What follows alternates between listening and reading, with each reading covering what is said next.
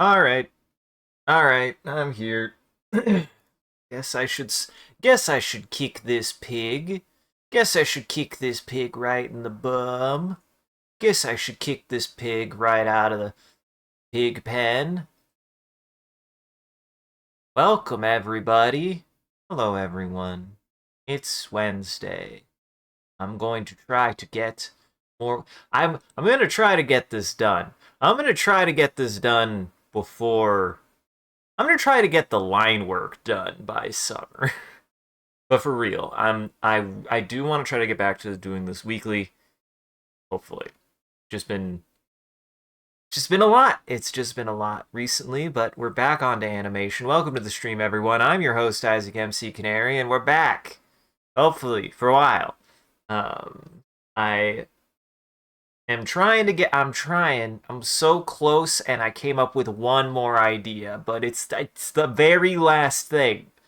It's the very last thing I'm gonna do.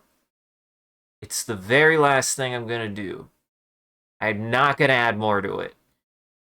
I can't. I won't, and I can't. But I do have one more idea for something. I have one more idea for one more action to take. So we'll see how it goes. But hopefully it's fine. Hopefully it's fine. Honestly, I think it'll be fine. I think I've picked up all the tools that I want and need moving forward. I know how I want to handle the rest of this. Um, so now it's just getting to that fucking finish line. Now it's getting to that fucking finish line, which I guess if I really was to consider how this finish line looks, it's less of I see the finish line and more like I see the halfway point. I see the top of the hill. That's what I see is I see the top of the hill because at least conceptually, coloring to me, just thinking about it, coloring should be a downhill ride. Coloring should be a downhill ride all the way down because it's not like I'm redoing any of the shapes. There might be shading at worst, but it's just coloring. It's just coloring. I could do coloring. I like coloring. I like coloring. Coloring could be fun. And if I do this the way that I think it'll work, I think I know a way to make coloring go pretty quick. Hopefully I just get the line work done, color it, and it's done. There is some polishing to do. I namely need to do polish right here. I need to polish this whole part. Everything here. I did a bad job. Um, but at least I know how I can fix it, and I know what I've been doing different to make it work better. So,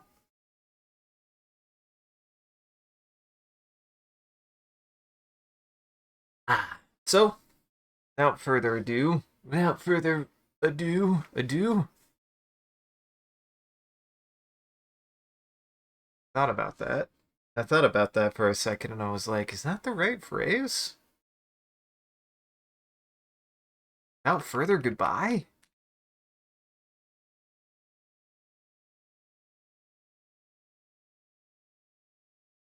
Is that correct?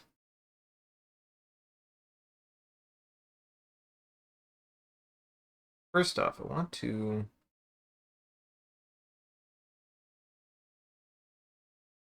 do that.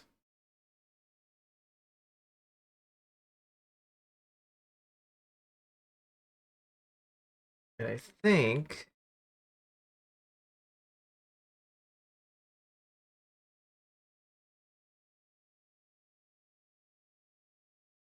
I want to take this a little bit farther.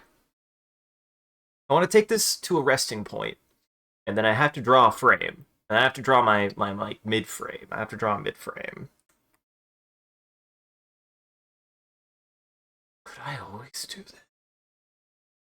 Is this always a thing?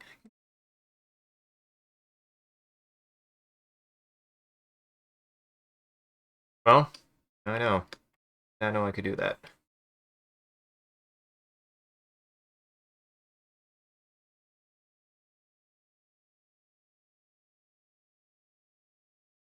I want her to sit I want her to stand a little bit more upright. That doesn't really change.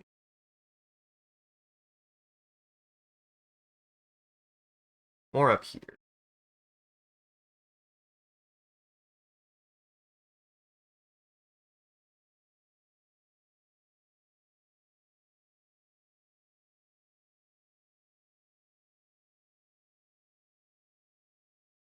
You know, it's funny.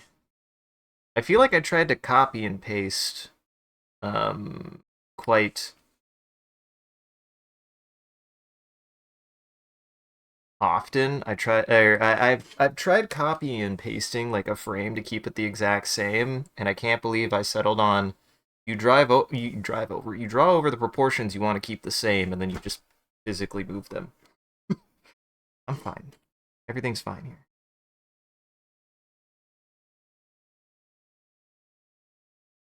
I want the eyes to be a little bit bigger.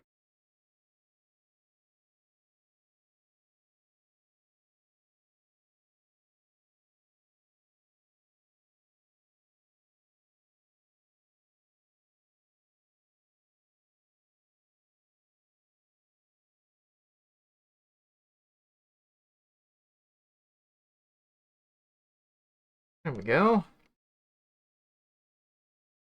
Now, the thing that's gonna suck. The thing that's gonna suck, though, that I'm gonna have to redo, which I'm not really looking forward to. Or not redo, but that I'm gonna try to add, is I'm gonna try to add. I want to try to add.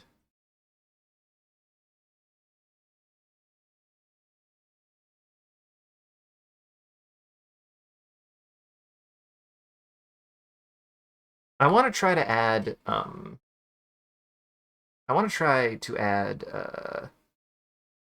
one more action. I had one more action in mind that I was that I've like thought about that I'm just like, I mean, I want to add it, but also it means having to draw one more action before her leaving,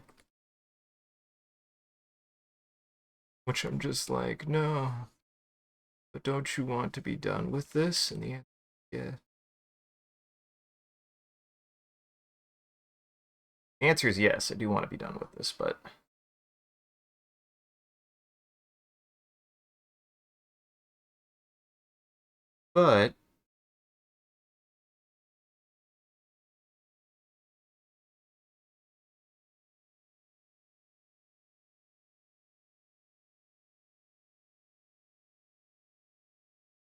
yeah, I want that.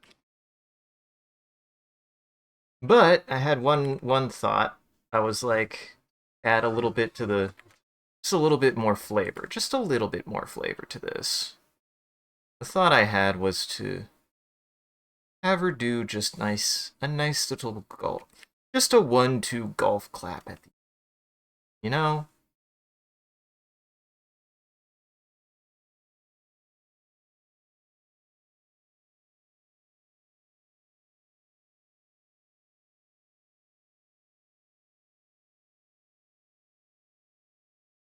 Yeah, we're gonna do that. The reason why I'm drawing this first is because I have to move the thing. This I'm trying to keep a better mind of like what parts I want to move. That way I can draw this out relatively quickly and then reposition it. The parts you want to draw first are the parts that have moved or repositioned somewhere if they don't deform. Those are the parts that you want to draw first. Makes sense. At least here. In a certain sense, if this was a not, if this was, this is a non-physical medium. If this was a physical medium, I mean, one second.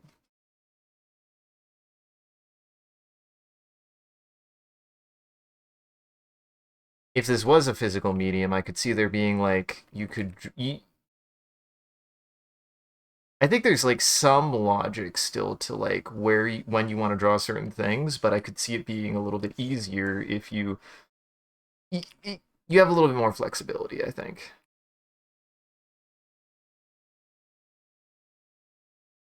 There. Is really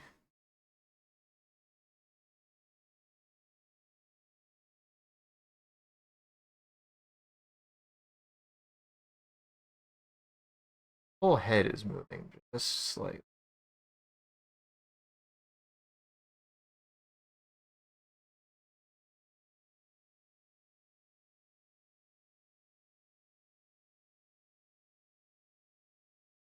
Now, whole thing, whole thing. The head to be like up here. Yeah, I just want to move it up a little bit.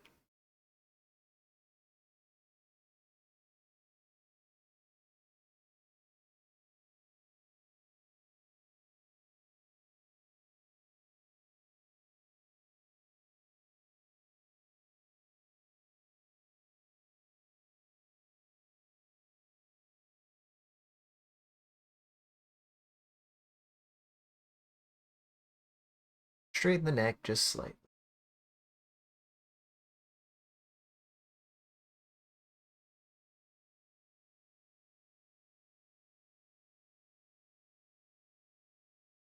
There we go.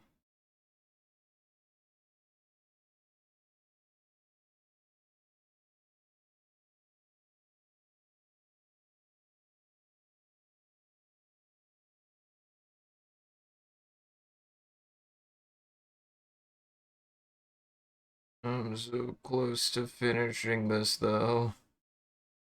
I can taste it. I can taste it. I want it to be done so badly.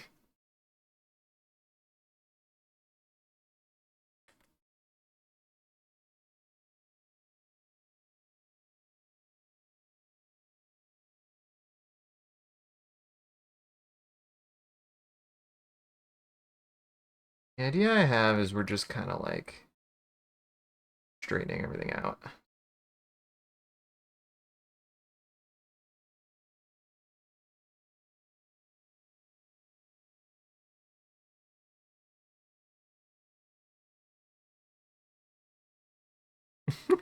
It works.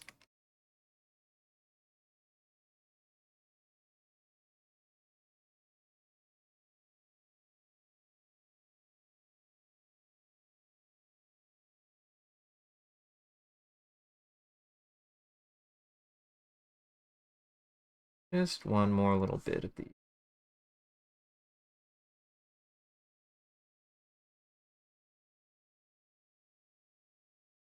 I feel like they still terminate a little bit too soon. I want them to last a little bit longer.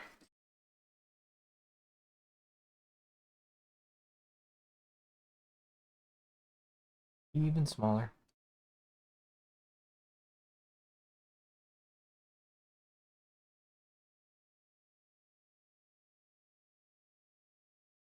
Even smaller. Even smaller.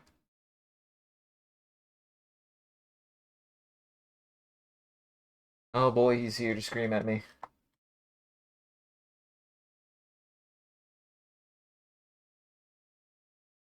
What? What? What?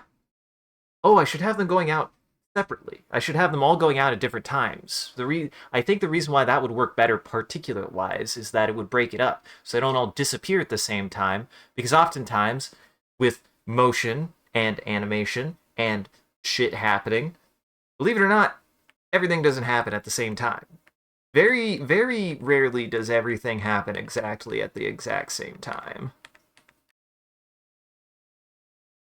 What? What? What? Eh.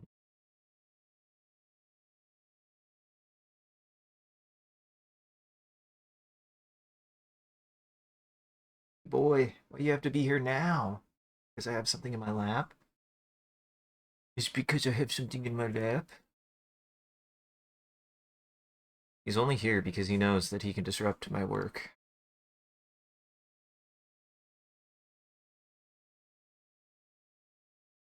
What?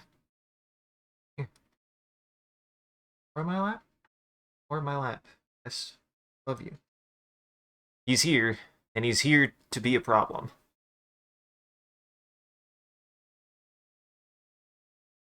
And he's here to say no animation. Why? Why no animation?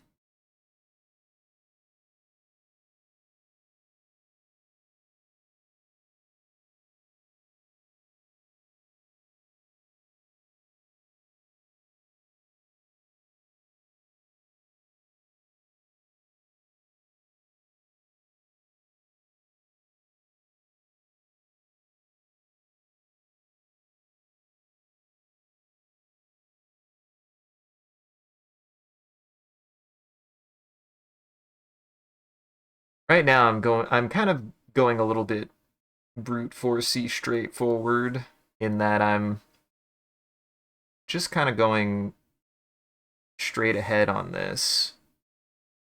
In retrospect, like something I should get better at, a little bit better at least, is like when it comes to, for example, those particles should be probably a different layer entirely. Should be their own thing, but we're just going with what works.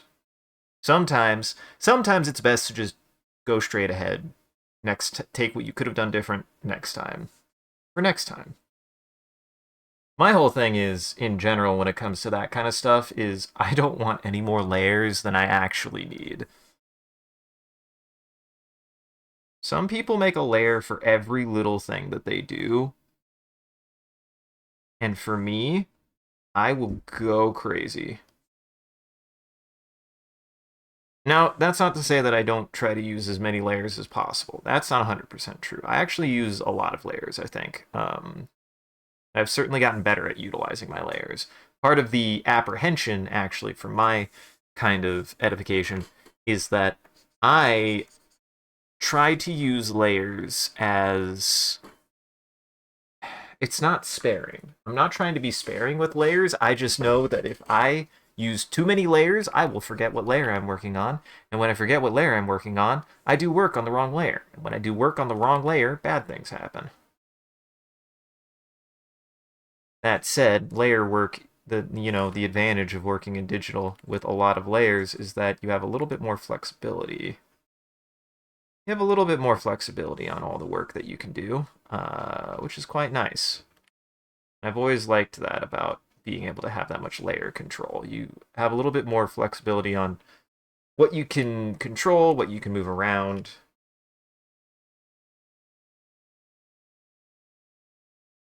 It is a very nice thing about layers.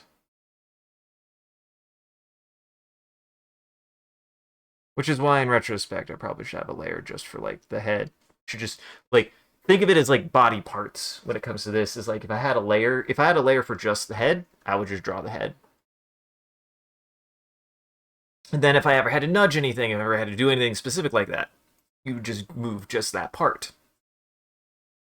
And clearly, like that is something that I understand and that I should do. I think with this being one of the first really big animation projects that I've ever done, I just had to tackle it and then figure out, okay, what could have made this a little bit more efficient, what could have made this a little bit better. For me, like I am here for finding a more reasonable way to do something, but you kind of have to do it wrong first, or you have to kind of just figure out what doesn't work first. And my personal experience and opinion is that you will do something wrong. You will always find a better way to do something, and you'll always realize you've been doing something wrong at some point. And that's fine. I think it's actually pretty important to be like, I started off doing it incorrectly, but I still got it done. Sometimes doing something wrong to get it done is better. is better. Especially if you're trying to figure out how something works, if you're trying to figure out how to like utilize something. Than doing nothing at all.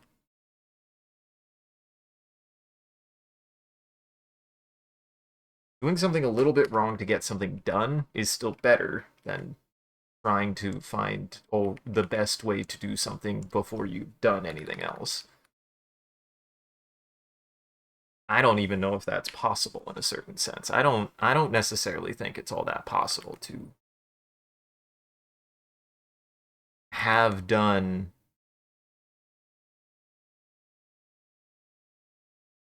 or to have prepared something before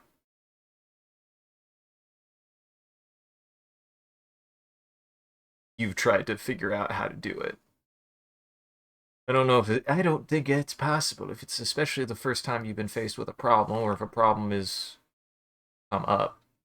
Sometimes sometimes your answer isn't always the quote unquote best one if it's as long as it's the one that solves the problem first and then if the problem arises. I find that you should try to solve the problem first and then look at it and go, okay, this is what I could have done better. So that way, if the problem happens again, you can handle it better. But certainly, the first time you ever run into a problem, just fix the problem. Doing whatever you can to fix a problem is, for me, more important than quote unquote fixing it correctly.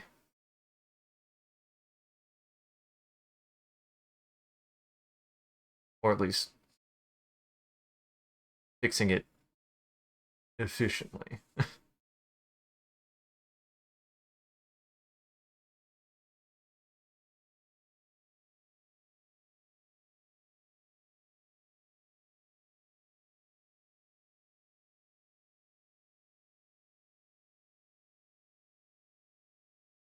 This is a nice warm up, actually. I kind of appreciate being able to do this, and this is why I'm like, I need to go.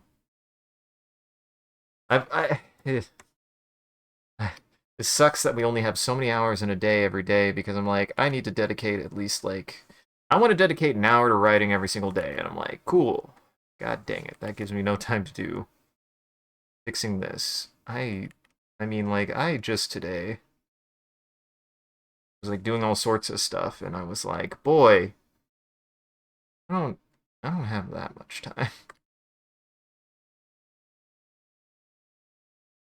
Time.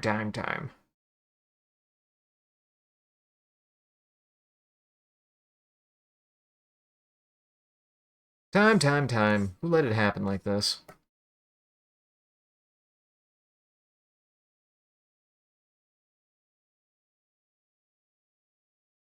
Swing a little bit. Like, readjusting.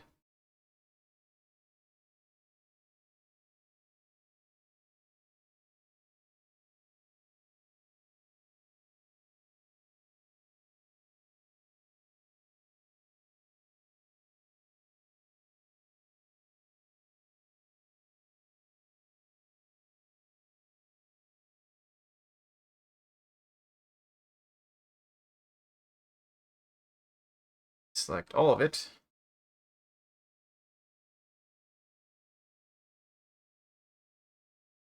And you move it. I don't know what you would call this nudge technique, but I'm very fond of it. It's something that I picked up, and I don't know where I picked it up, but I am quite fond of it.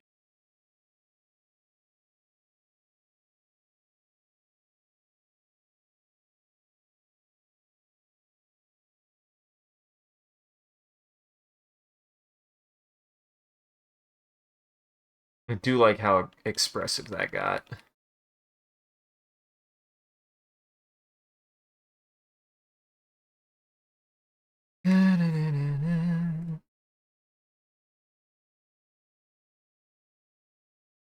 Dot, dot, dot.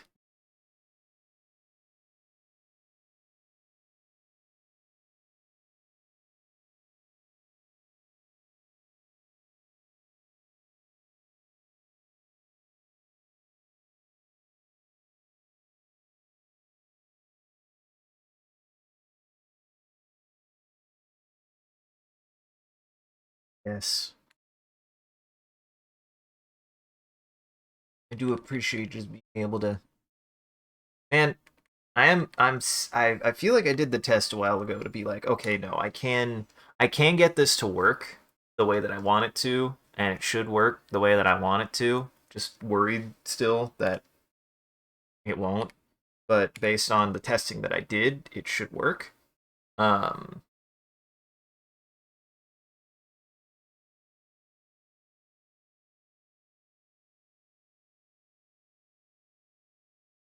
sorry. Um, Based on the testing that I did, I believe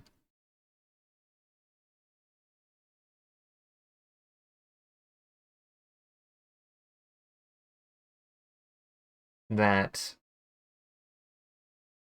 I should be able to I should be able to to do this. I should be able to do this um from a very complicated standpoint. The idea is that I make this a GIF. I make this a GIF. I make this a GIF with a 3D or with a transparent background, which I should be able to do. But I make this a transparent background GIF. I put the GIF onto Twitch, and then I sync it with an audio file. And you should be able to sync an audio file. Like I believe that that does work.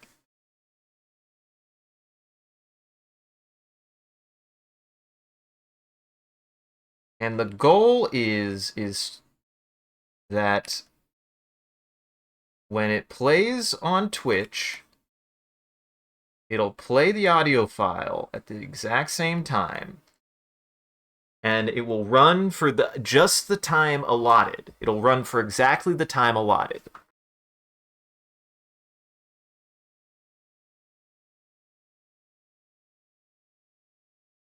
I plan on popping it into like um Premiere to like do a slight edit on it in which I can edit its timing hopefully a little bit. Which will probably mean I'll lose some frames, but that's whatever. Hopefully it doesn't break it. That's my only thing. Is I hope it doesn't break it. If anything, I'm hoping I can cut it down to speed, which means it'll be moving a little bit faster, which I'm hoping will work out. That's what I'm hoping.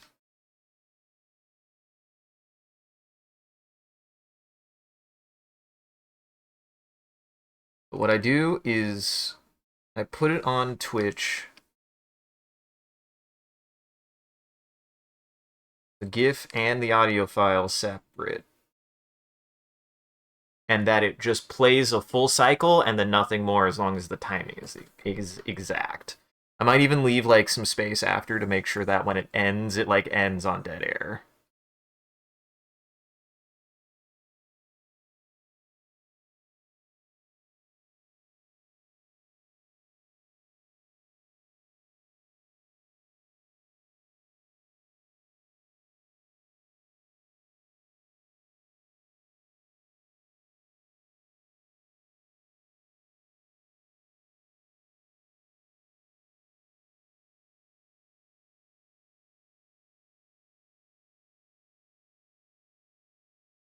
That's the hope, anyways.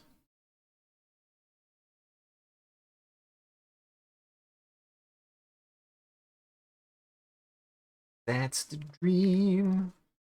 Ah. What the fuck is that?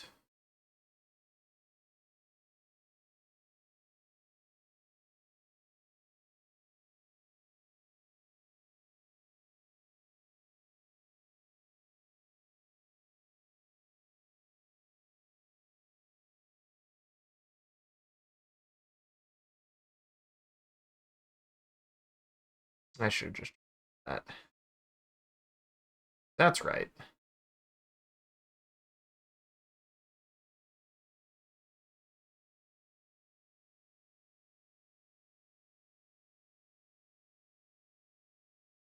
I love this drawing glove though. This drawing gloves help so much.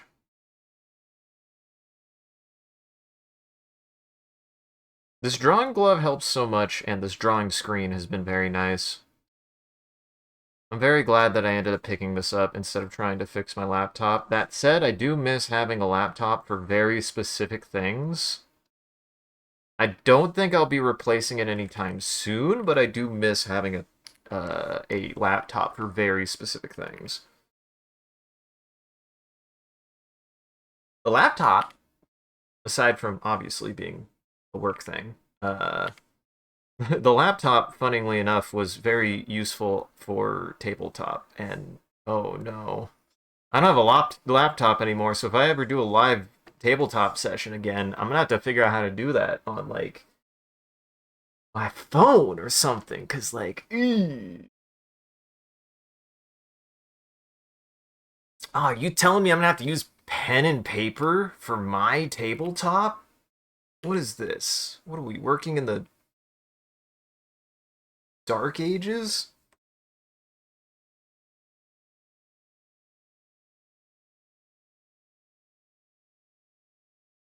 Very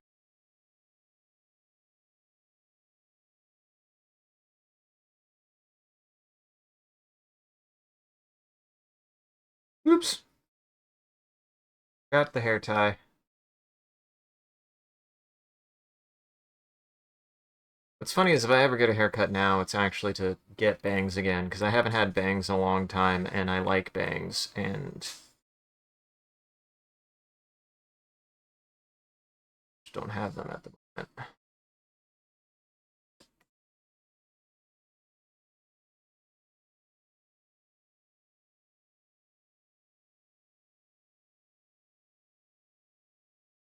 I have been tying my hair up more, though, just because I don't like when it's in my face when I work.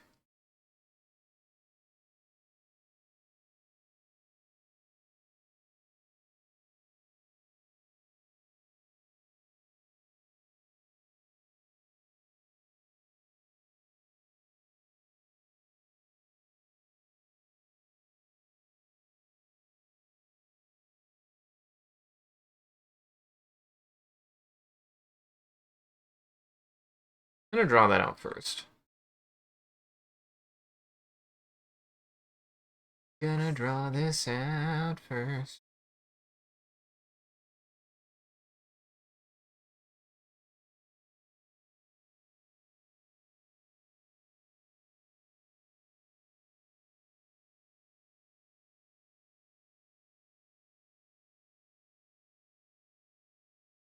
There we go.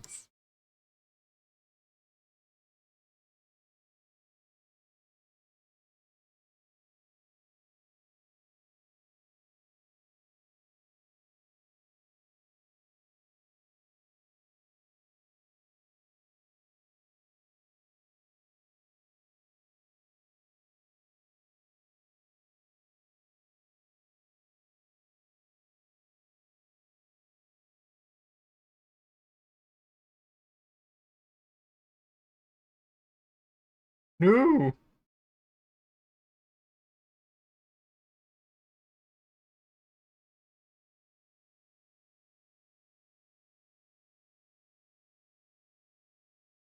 Take it all. Ugh. Ugh. I just...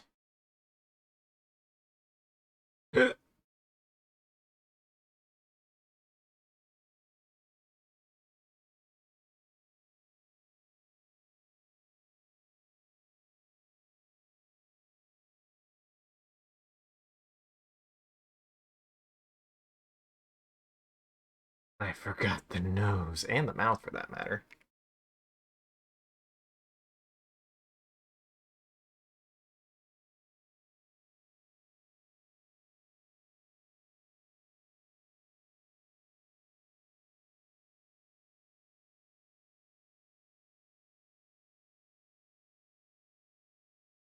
Much better. Yeah.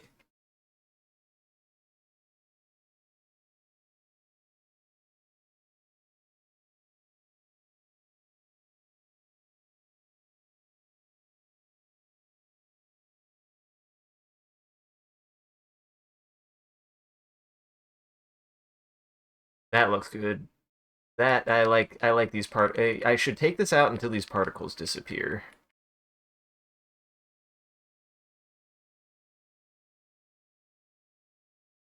Keep going.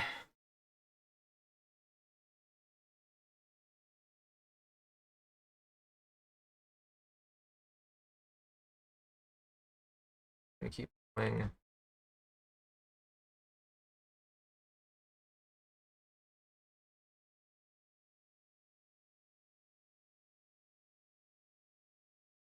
And I'll do so it looks like 2 more frames is what I'll do. I'll do 2 more frames.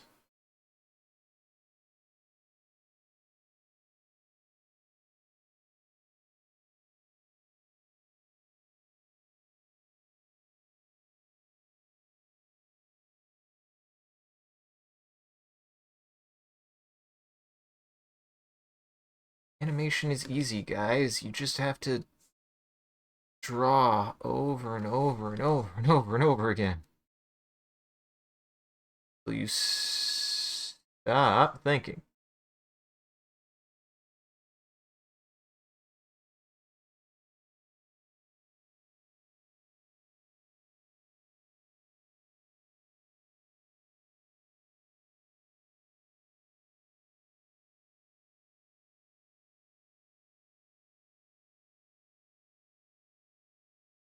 There we go.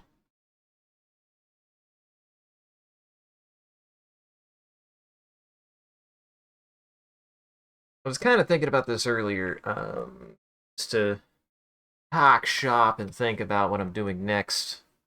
By next, I mean literally tomorrow. Um, Part of me wants to get back on Star Citizen because Star Citizen is a good time and I really enjoy that game. But part of me wants to make a makeup for the Heck Diver stream that got eaten by Twitch. I really did enjoy that tank. I really do want to get some more tank gameplay. So we'll see. I can't believe Twitch did that. Right after my birthday too. Don't they know whose birthday it was?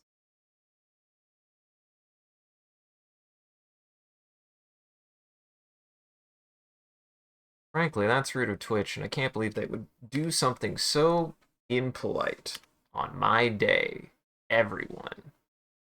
To be fair, my day was the 9th, but still.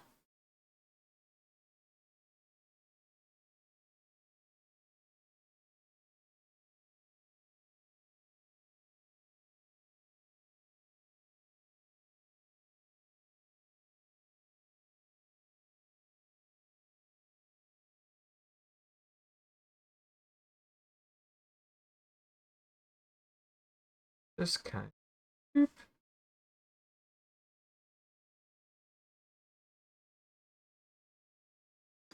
of, making it shift a little. The idea is that the hair is not like moving a ton.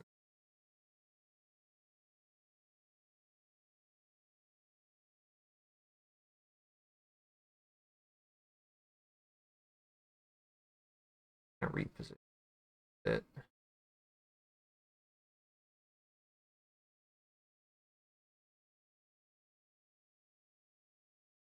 Just a tad. Just a tad. Just a nudge.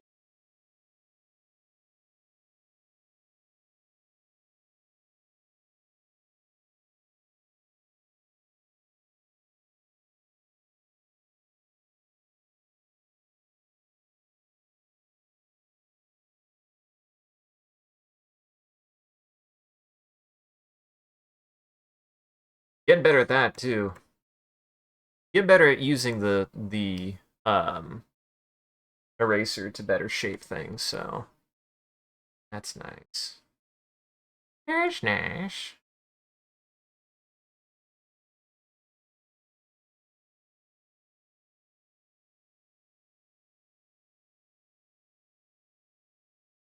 Look at that. I think I've already done like what, three or four. I think I've done 3 frames already, and it hasn't even been an hour, so that's a pretty good time.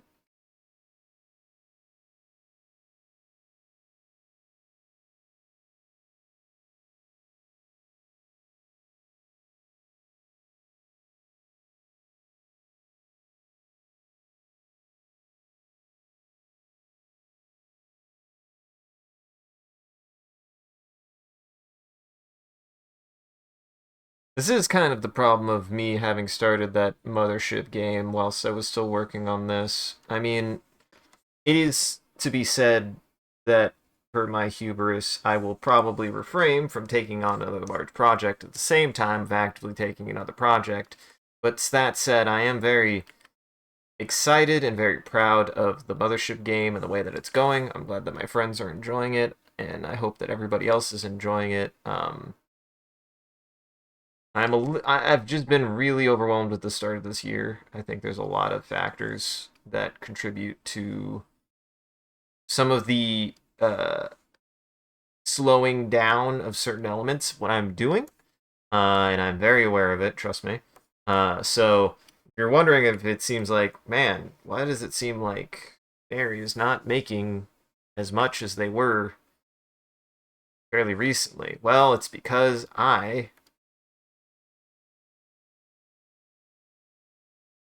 for starters, I had a couple things happen at the end of last year that just are like, ugh, ugh. But hey, I'm moving on from the whole Instagram thing. So hey, Silos,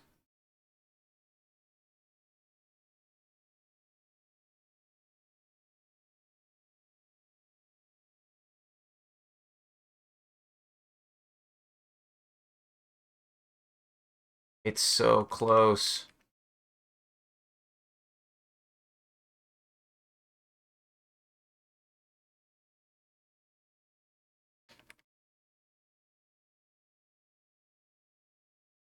Much feels like too much. Feels like too much.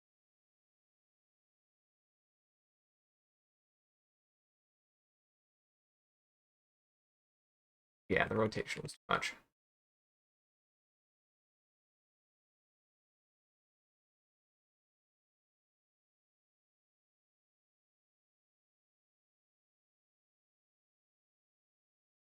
How's it going, Silos? As you can tell, I'm still working on this, you monster, but I do want it to be good. And you're only a monster because I want to do good.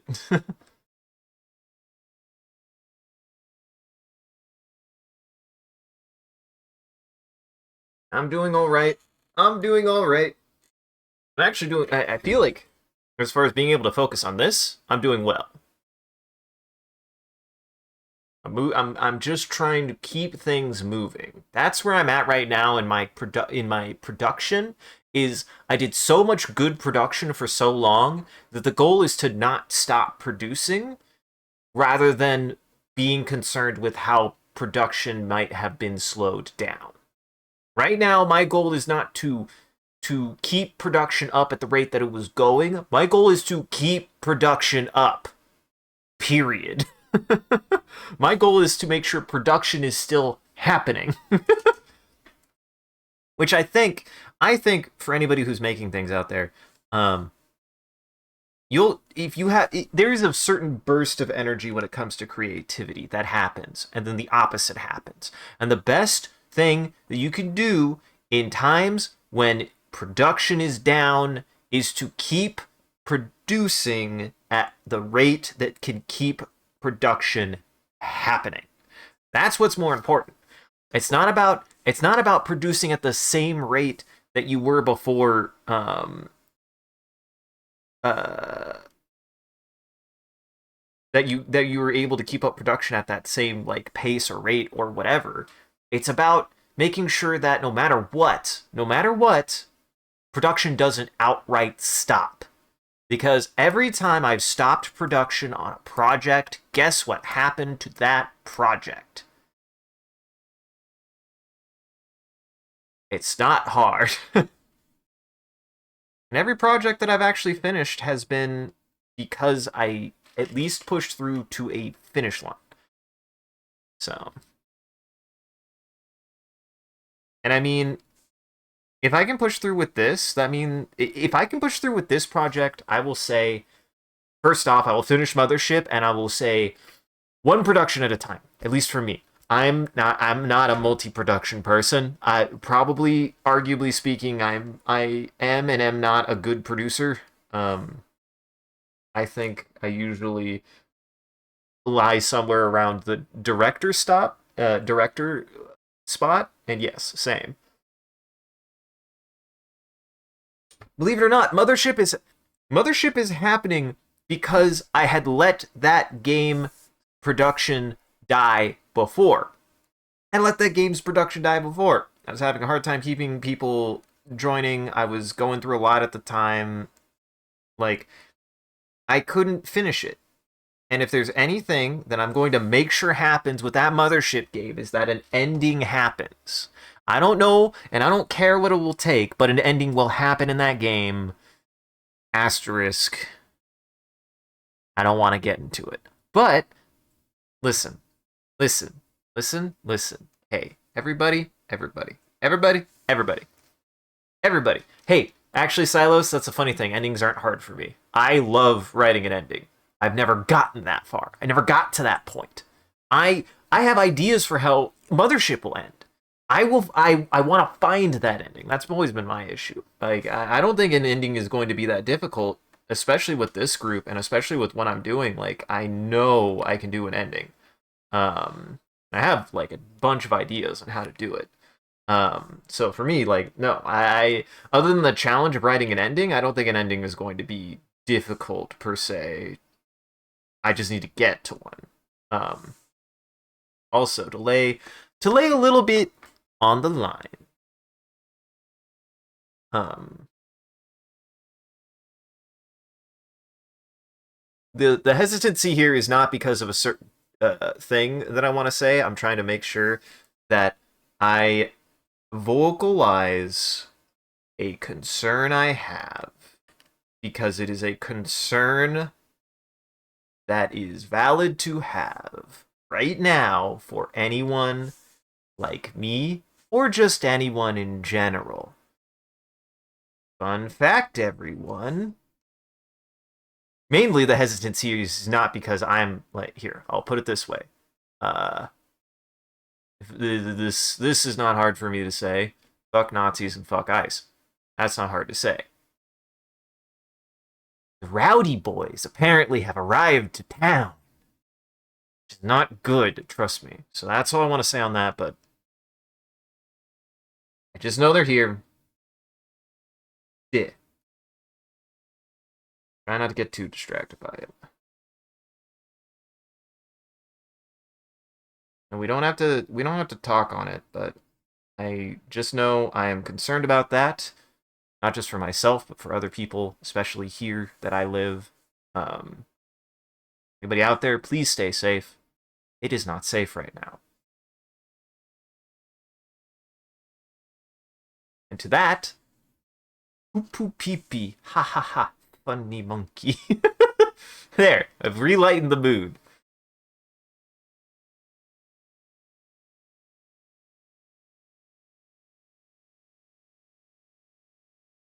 But I'm not saying that, that is going to happen. So, yeah!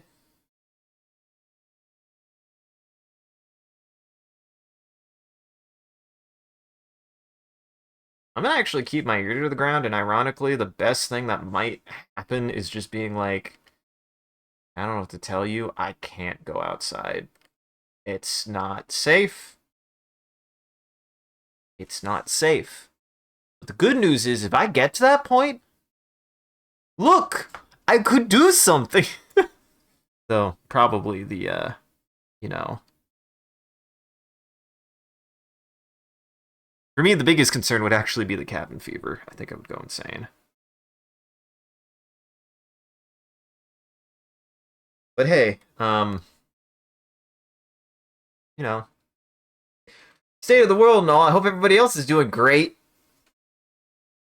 See, that's the problem, Silos. I was not as impacted by my autonomy was not as impacted by COVID for worse and for worse than anyone else was. I would say I the good news is I don't really go out that often, I think. Like and when I do go out, it's with very select groups of individuals. So, but I will admit, I definitely operated with more autonomy than I probably should have during that time, and I will take responsibility for that. I don't believe I still to this day, if I did get sick, I didn't realize it. And I certainly, if I was ever sick within the last few years, I didn't go anywhere. So, but at the very least, I don't think I caught it, and I don't think I've spread it. So, but still, I can at least admit I did not self isolate as much as probably could have, should have. I can admit that. Like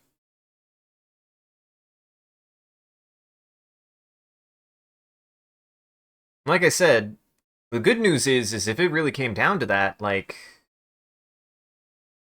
I usually run with a very small group of individuals anyways in public. So I shouldn't have to worry about anything like that. Oh, see, it's fine. No, it's fine, fine, it's fine. And anybody else out there, please stay safe. But the slightly good news is where I'm at. So it's like the place itself is not going to be. It better not be, anyways, receptive to them appearing. So I would be fairly surprised. But the place that I'm at is fairly against everything that's happening in the country right now. So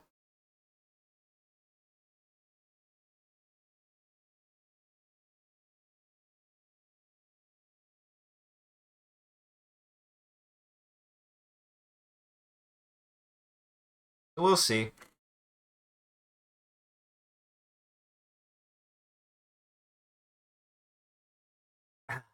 About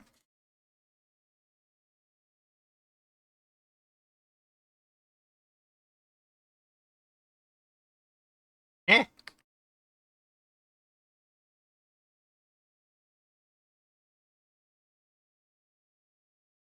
The only reason why I don't want to talk on that much more is because it is. It's certainly something that is only becoming more pressing. Don't want to think about it.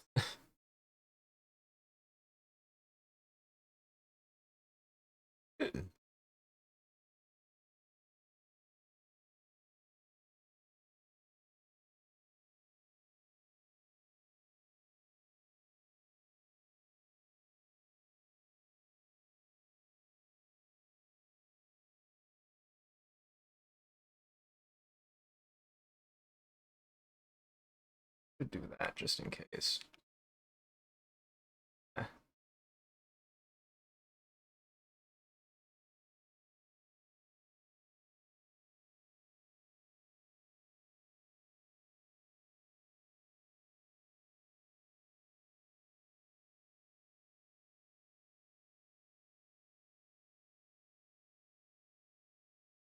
Small deal, small details make a difference.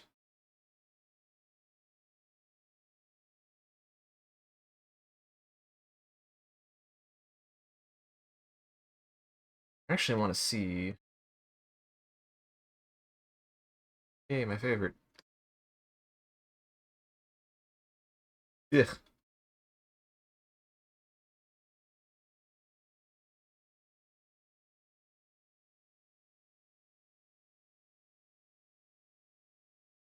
I don't want to watch the whole thing. I just want to watch from there.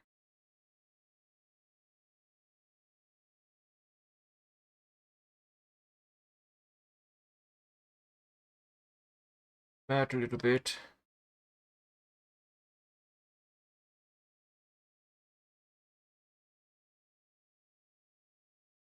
Ooh, I do like the way that that faded out.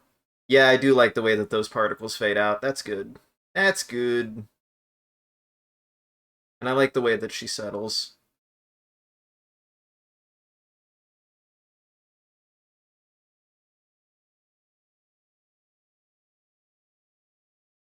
So I need to do one more. I need to do one more frame. And then I have to draw something silly. I have to draw something silly.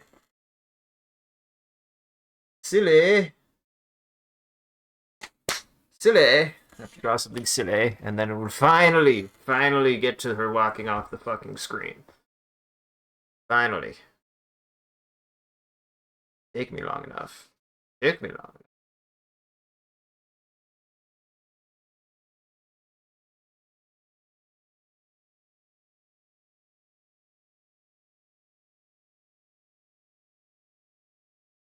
Oh. Save you just. This is something I've noticed I've been very bad about recently, is I'm not saving. I'm not hitting save enough in this program.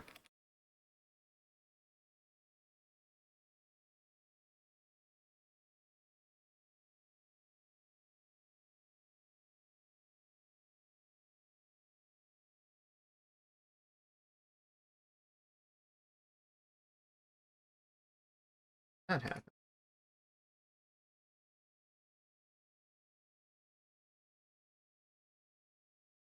Jaw got fucked up.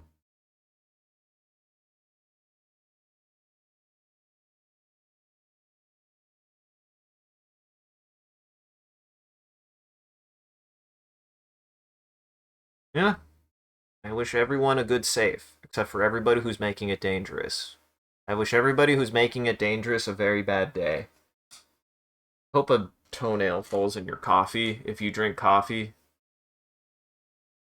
Hope I hope a I hope a Starbucks employee gets your order wrong on accident, and then they won't fix it for some reason. Uh,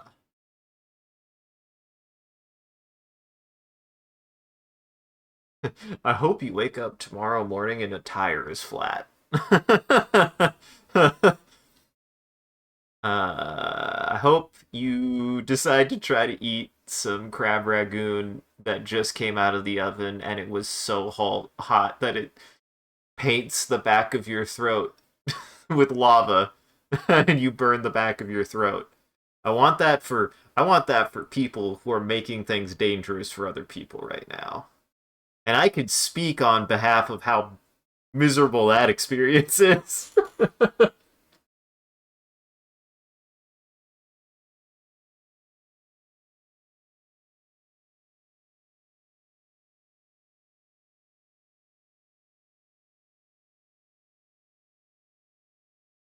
And to anybody else out there, stay safe, stay hydrated, stay healthy, be kind to one another.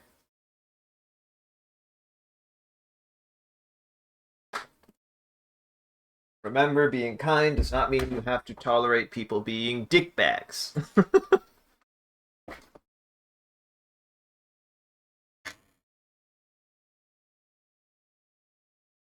It is not a requirement.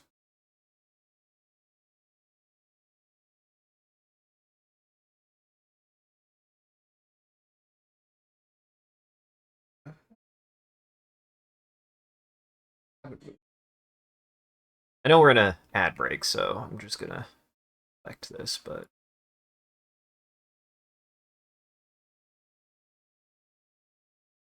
say, did I really get all of it? No.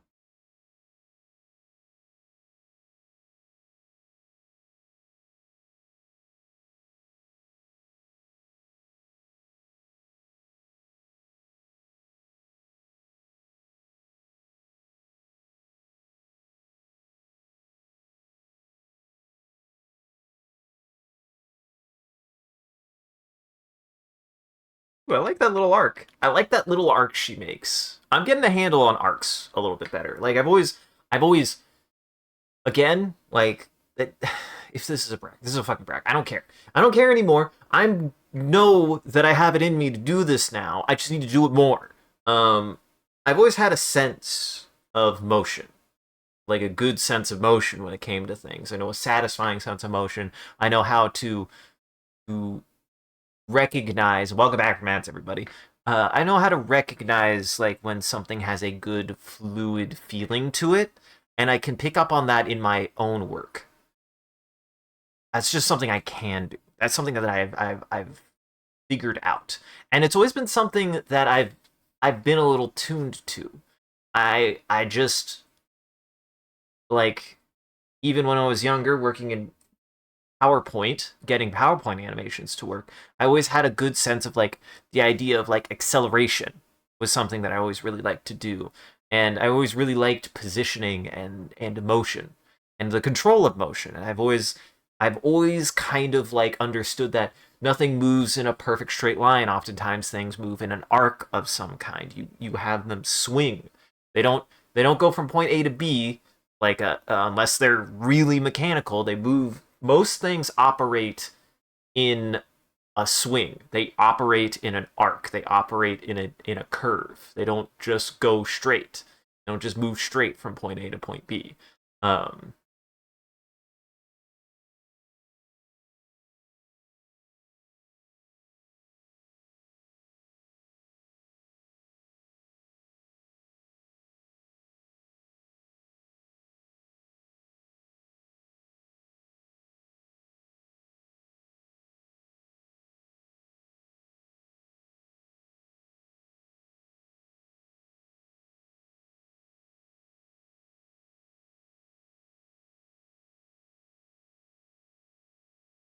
I want to have that go back.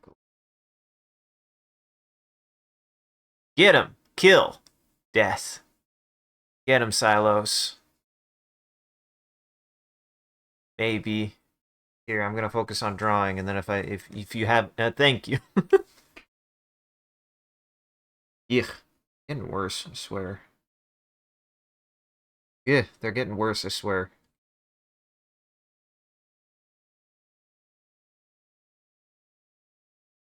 I will say, though, I think with animation, I don't really need to do this, but something that I'm particularly bad about, I would say, is I'm not very good at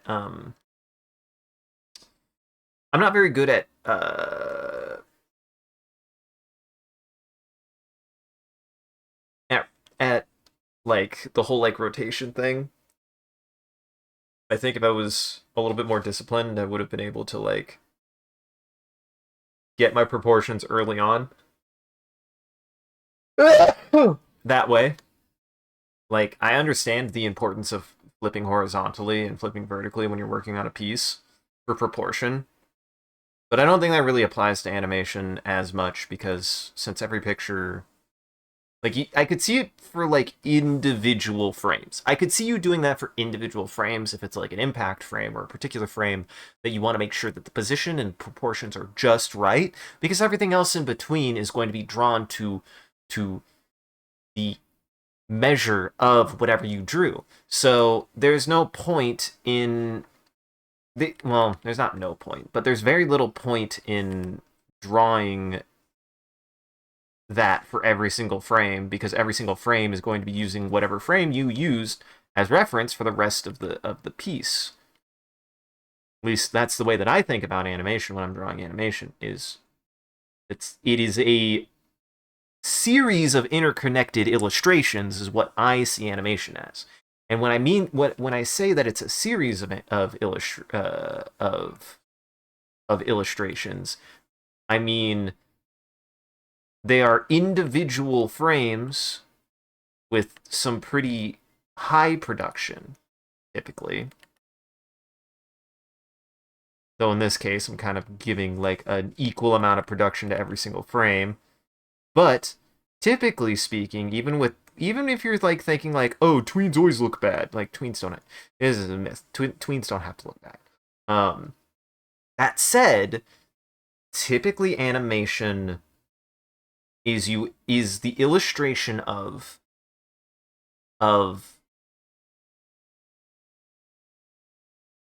something, the illustration of something, and it is those really key frame illustrations that inform the rest of the animation.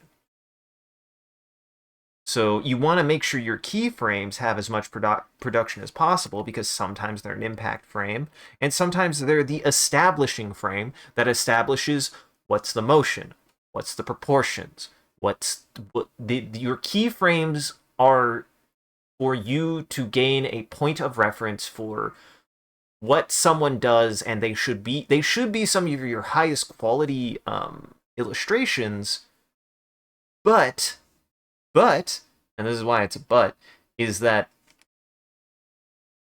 you should be thinking about it from the standpoint that those frames are still only just going to be one frame. They're still going to be just one frame. That's how that's how a lot of the stuff that I do here I think about is like I'll draw one or two frames to be particular like placement frames that are like, okay, I'm gonna need enough motion to get from point A to this point B. So you want to be able to like draw that out to make sure that it's the right shape and size and proportion and everything that you want. Then from there, tweening is just making sure that everything gets from point A to point B, and you have a little bit more advantage because you're informed by the reference material of your keyframes. That's the way that I see it anyway. You're informed by your keyframes. Your keyframes aren't the good frames. Your keyframes are the informing frames, and they don't inform the viewer as much as they inform the illustrator. They inform the animator. The keyframes are more for the animator than they are for the viewer. The viewer's not going to see a keyframe. They won't.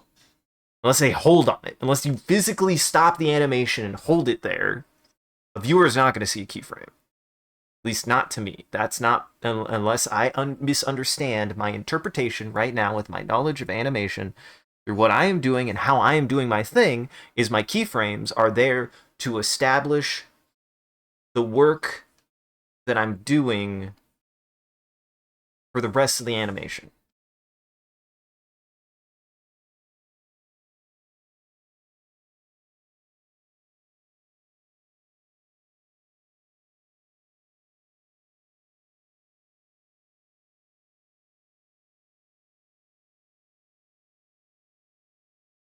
Another thing I'm kind of learning working on this, as well as I think is just a thing with animation in general, that I don't think it's quite made clear, is people think that animation is just drawing, right? They think it's just drawing. When it comes, though, in reality, a lot of people who aren't working in creative spaces, like if you're watching me now, maybe seeing even that so much creativity is less about the raw principle of the medium that you are working in and is much more about your effort to manipulate that medium to garner effects and garner the things that you want out of it. And this applies to any medium, not just animation. It applies to 3D modeling. It applies to illustration. It applies to every medium out there. And I think the reason why... that was weird. I don't know what disconnected and reconnected. Ignore that. Well, you probably didn't hear it, actually. Fine. It's fine.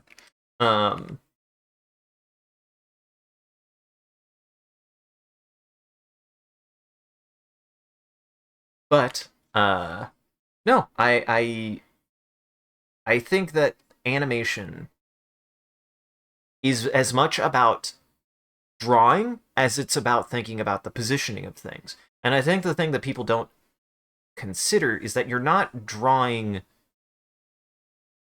statically. And that's what I'm learning is you don't... If there's anything, anybody who's getting into animation, if there's anything that I could absolutely recommend having learned now that I didn't learn from anywhere else, but through my own experimentation, that I probably just needed to read more of the animator's survival guide, but you don't have to draw static. You don't have to draw static. You do not have to draw, if you have a ball moving right, let's say. You don't have to draw every frame independent of each other. Even if this was a physical medium, you can still draw the ball, go to your next frame.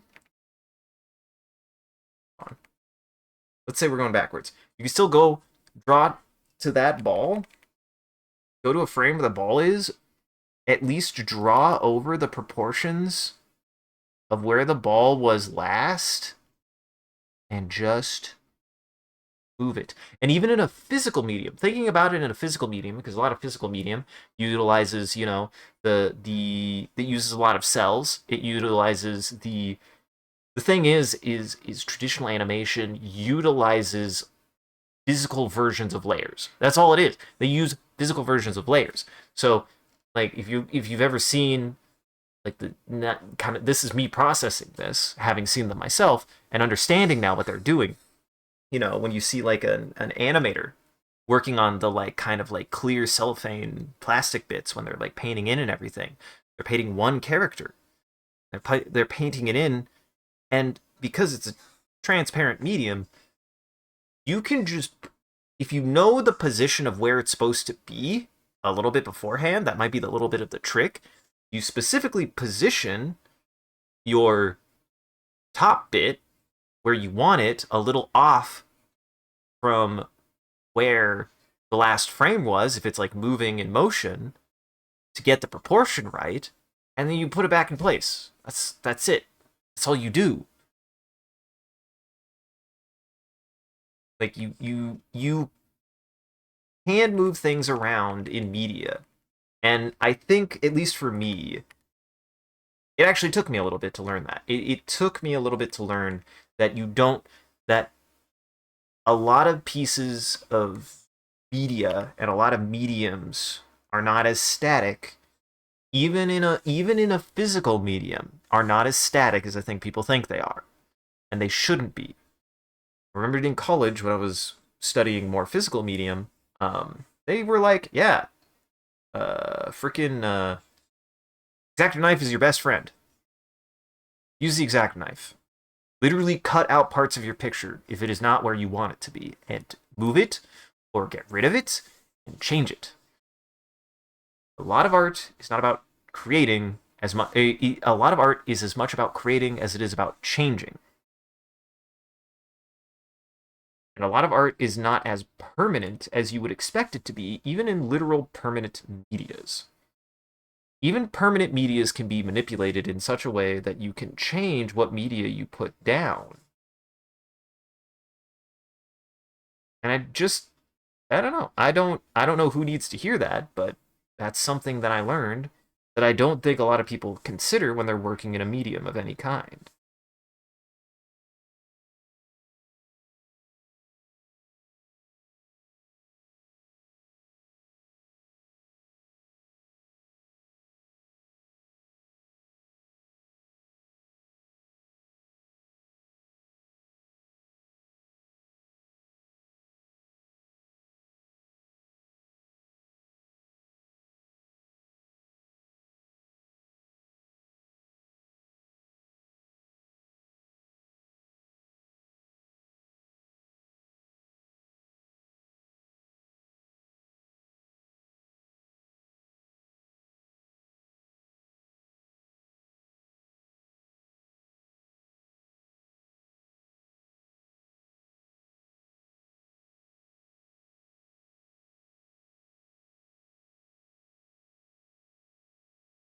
Now I could select all of it.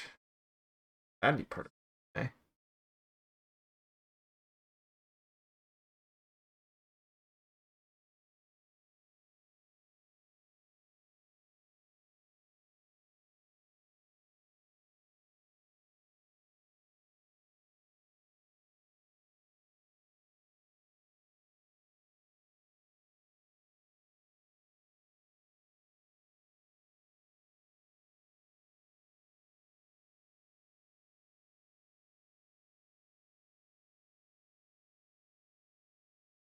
Okay, I need to extend this. Hold on.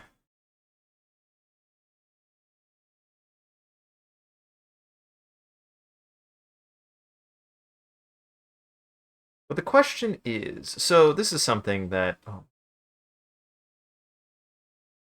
when I made a camera.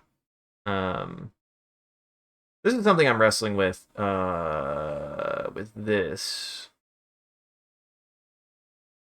and we might get.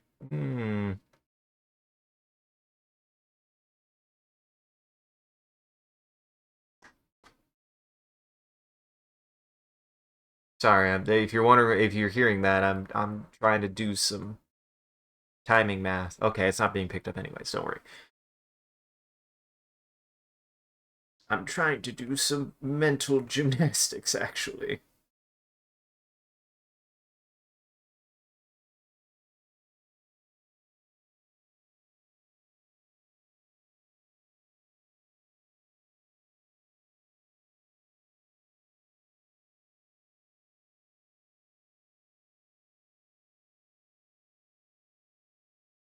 Let's see.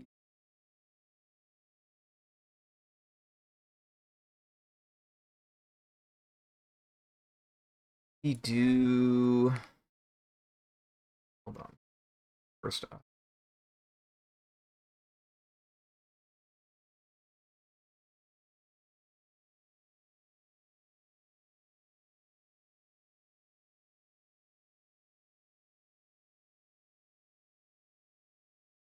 do one, two, three. Three holdings. Three holdings sounds good.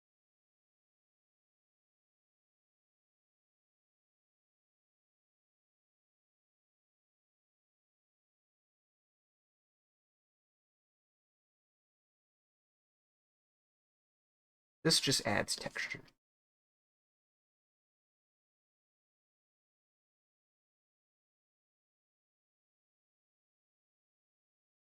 Again, I wish I could find a way that I want to find a way to be a little bit more economical with this style, but the only way I can make someone hold still is by just drawing them holding still. Which for me might ultimately end up just coming down to just draw it faster, which that might be very well the case.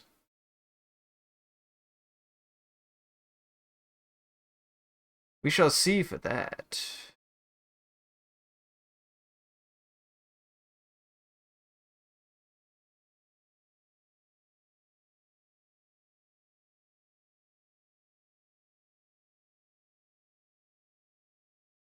Always get these done first.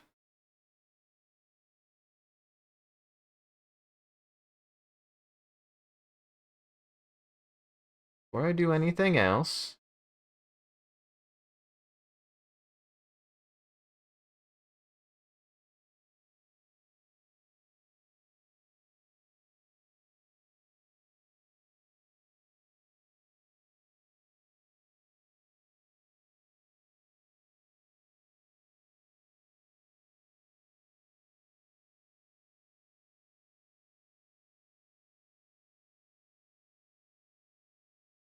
Just move slightly.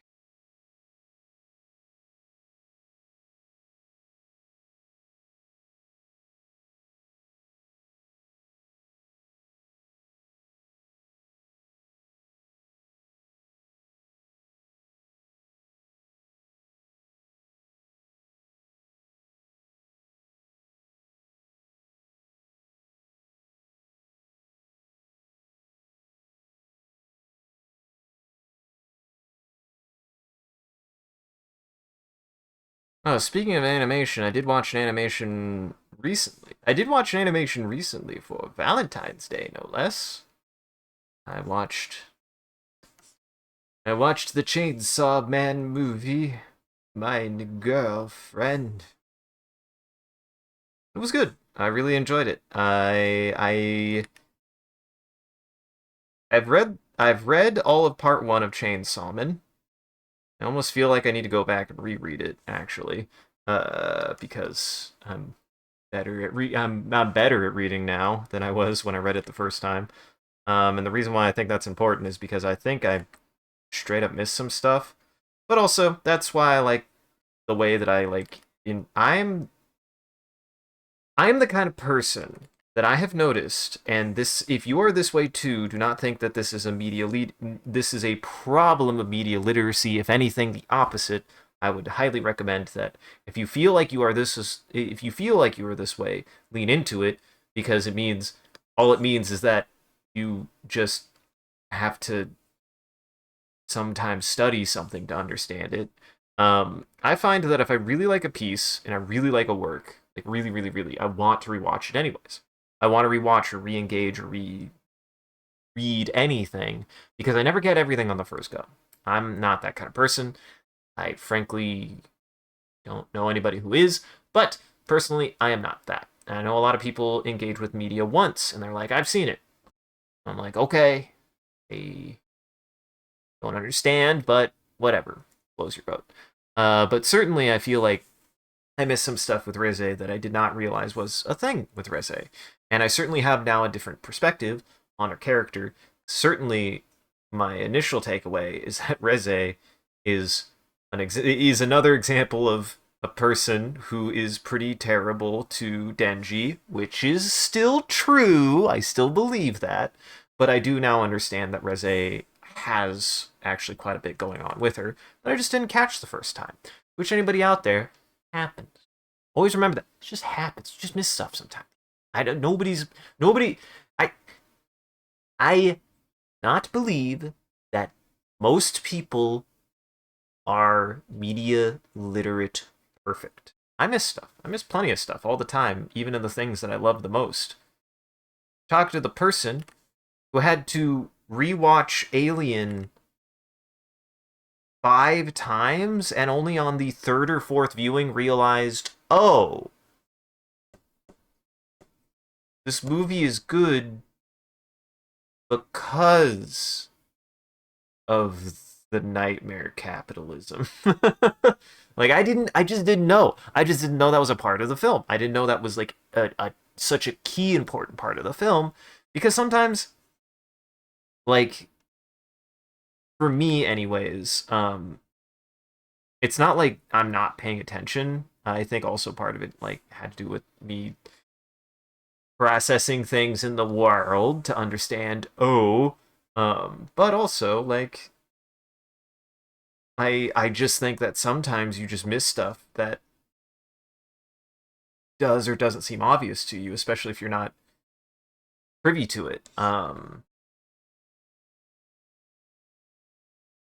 I don't think it makes like somebody dumb.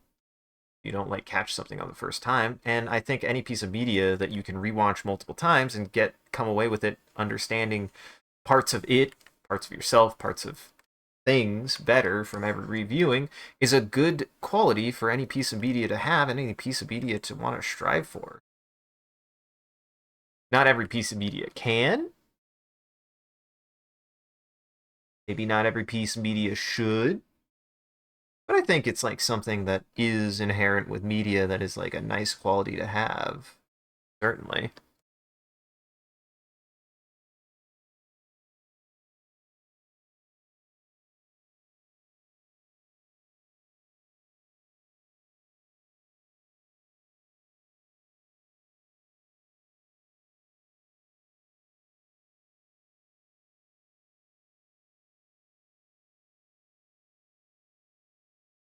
But I really enjoyed the Chainsaw Man movie. It's quite good. Highly recommend, especially if you are a fan of the show or the manga.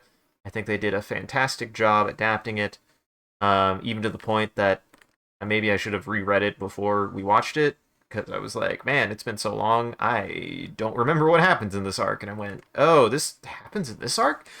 There's parts of that arc that I just straight up forgot. Like the fact that they're the entire second devil in that and what they manifest as and why they're there. Totally forgot about that character. Just like entirely. Forgot they even existed. Something that Mappa and the animators for Chainsaw Man do very well is they so there's like a there's a thing that quite frankly pisses me off that a lot of people do. Not the animators, but a lot of people who watch anime or read manga do. Specifically, manga contrarians, which irritate the ever living fuck out of me. Trust me. The fact that it boils down simply. It boils down simply to this.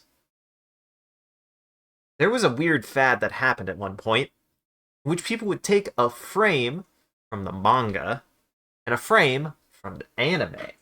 and they put them side by side and go, look at how bad the anime looks.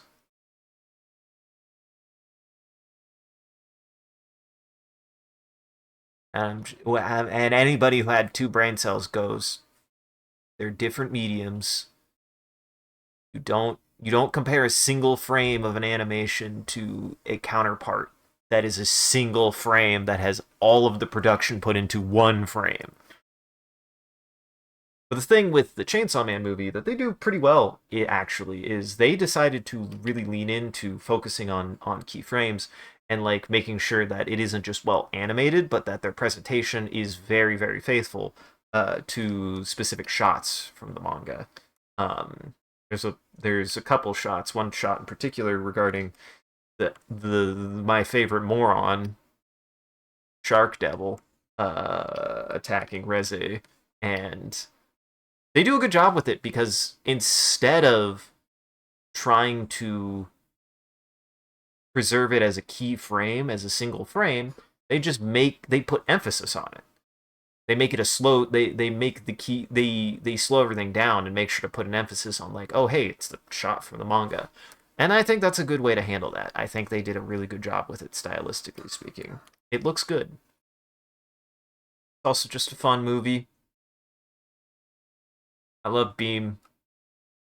He's a moron. They do good justice to a very specific scene regarding Denji and Beam, and it's very funny and it's very fun.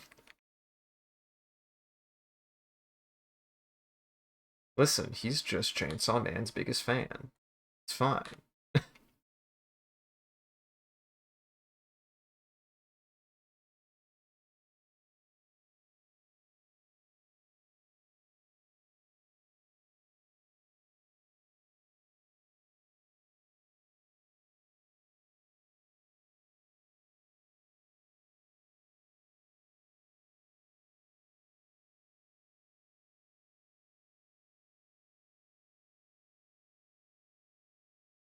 Like I said, my original reading of Chainsaw Man, which was years ago at this point, I really enjoyed what I read, and I really liked Reze as a character.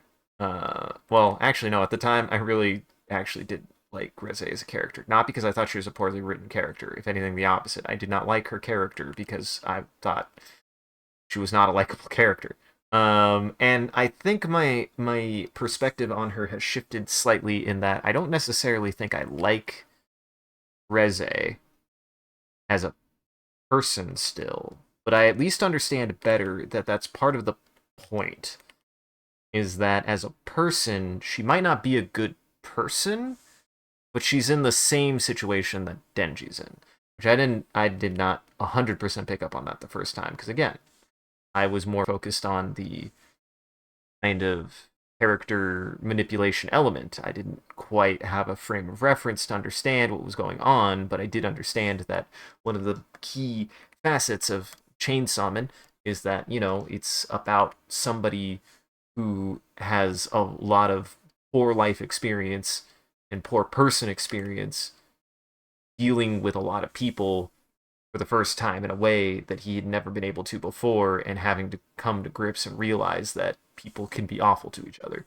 It's a big part of that entire series that I really enjoy. Um,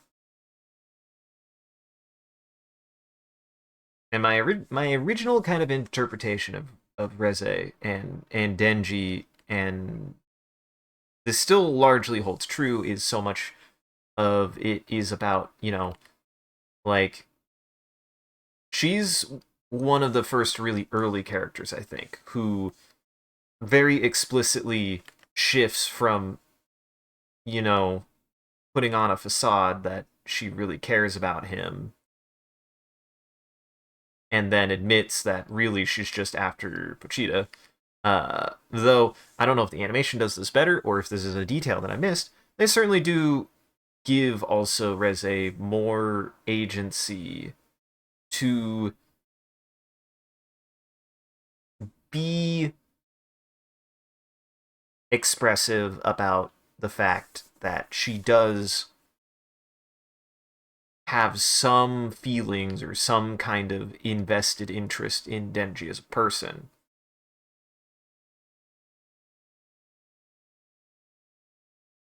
Which I straight up didn't pick up before because again, especially with like my literacy at the time, the one of the closest pieces of media that I would compare Chainsaw Man to, which is also apparently a quote attributed to Mr. Fujimoto himself, is that Chainsaw Man is inspired by Fooly Cooly.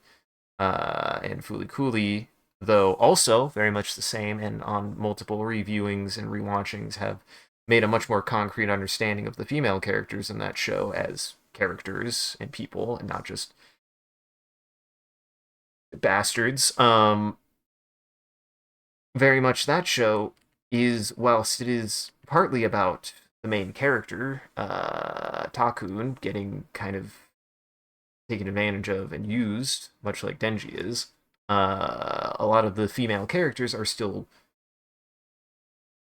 doing it out of misplaced malice. They're not doing it because they hate the character. But it doesn't mean that it's good for them either. And I think that the Chainsaw movie captures that pretty well with Reze as well in the Reze arc.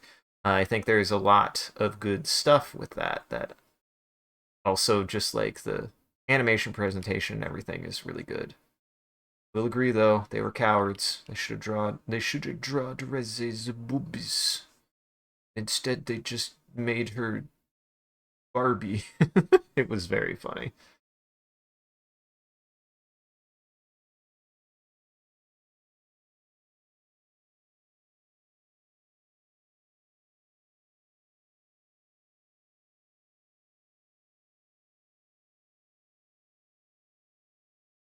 There's also something that's kind of like a more of a sub motif of Chainsaw Man that I never really hear anybody talk about that I really appreciated, especially out of this movie, is Chainsaw Man is also a bit of a media literacy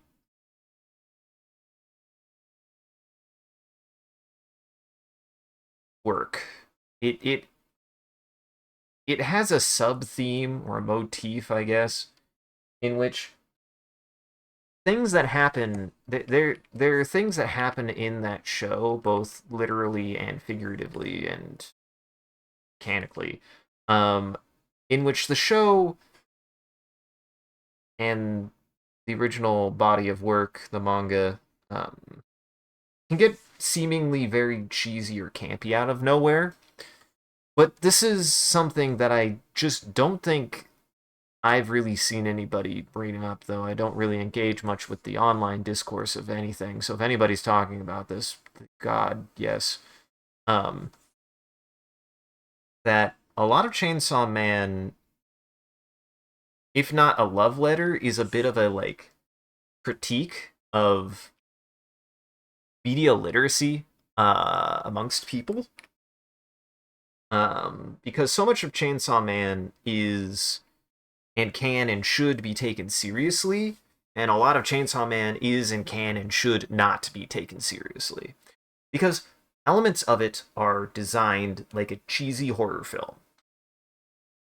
Like there's a lot of comedy horror in it, and a lot of like this feeling that Chainsaw Man is very influenced and inspired by plenty of like kind of B-rate uh lower, production cost pieces of media out there. Namely, the one that comes to most of mind is like clearly there's some inspiration by pieces like Evil Dead, like these kind of, very campy, very silly, really very like much more about like the kind of like bombastic character of the situation than they are about trying to be serious. And there's an element of Chainsaw Man that's done, I think, for entertainment value to the nod to the audience to be like, there's a certain element of Chainsaw Man that wants to kind of like think and discuss on the existence of good and bad things. One of the ways that it does that is through media. And weirdly enough, I think it does an interesting job at trying to have a sort of like underlying or side discussion in that, like, so much of the premise of the setting is based around this idea that, bad things exist and thus give energy and power and purpose to a lot of the devils that represent the abstract ideas that they are abstract or figurative or literal or actual things that they represent. And they do that actually through a very subtle use of a certain amount of media interaction that the characters engage with. And there's this feeling that it feeds back in a lot of ways that a lot of things that is fed in back by the examination of quote unquote bad media. For example, in the movie, um, apropos, Makima and Denji go to a bunch of movies and they watch movies all day and they discuss them and talk about them. They don't seem to like very many of them, but then they like watch one that they really connect with and they find interesting, both of them, and then they have a discussion about it. And like seeing that reminded me that there's this very interesting element of Chainsaw Man where they utilize media, just the existence of different qualities and types of media, including outright bad media, to kind of like put a bit of a spotlight on the idea, that good media, ironically, cannot exist if bad media never existed. And so much of Chainsaw Man really wants to acknowledge and even appreciate the bad media that's out there, um, including the so bad it's good media. That's why I always get this vibe. Like I really enjoy the kind of like sense of humor that Fujimoto employs in Chainsaw Man, is because it's very much the same kind of sense of humor that would go into Evil Dead. It would go into a comedy horror. Because a lot of people attribute comedy horror to quote unquote bad, which me and my friends don't agree with. That's just not true. It's just a different genre. But it is associated with bad movies. I think there's like a stigma, unfortunately, that like, oh, it's so bad. Look at how stupid this is. Like, stupid is a part of making something. And sometimes the things that make sometimes the thing that makes something enjoyable is not how good it is, and sometimes it's just how much it can fill you with like a feeling of enjoyment sometimes. And that good doesn't have to mean good. It doesn't have to mean like, oh, it was like, a piece of media that, pulled me to tears or anything. And so much of that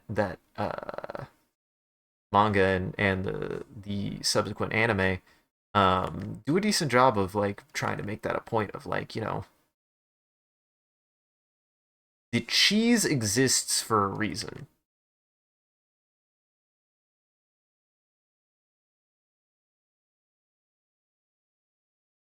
Welcome to my TikTok. Thank you for joining my TikTok on Chainsaw Man.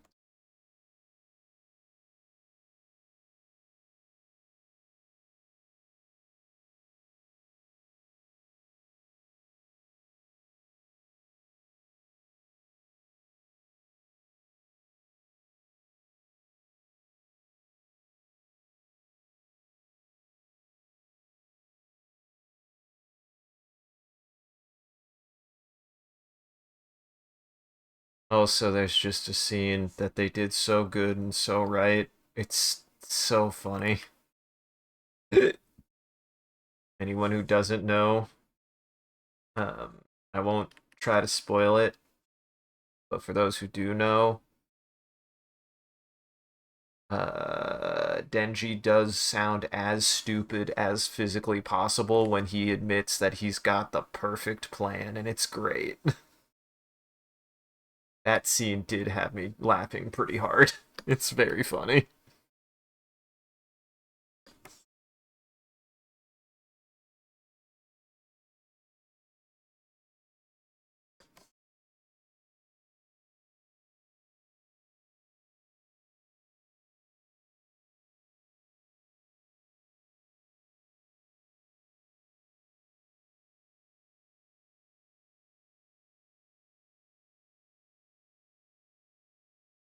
Here we go.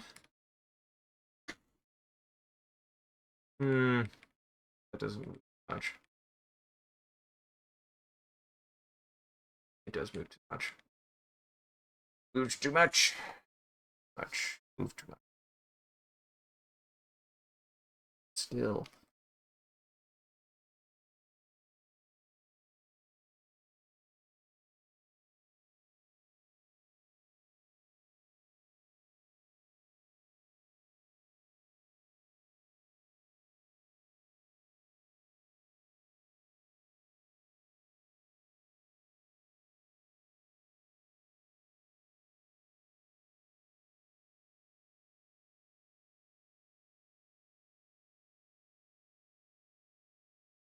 Let me see how. So this is something I want to test. I've got 3 frames here, right?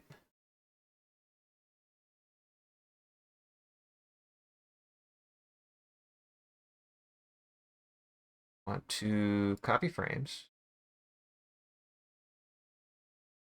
Right frame.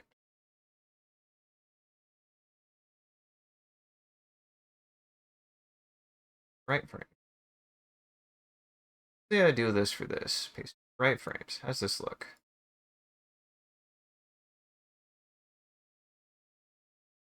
So that's the thing. That's not gonna work.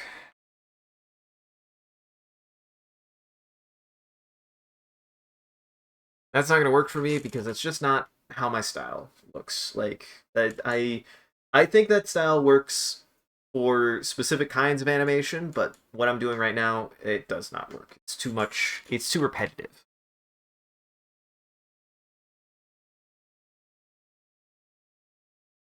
It's unfortunate for me because it means I have to keep drawing. But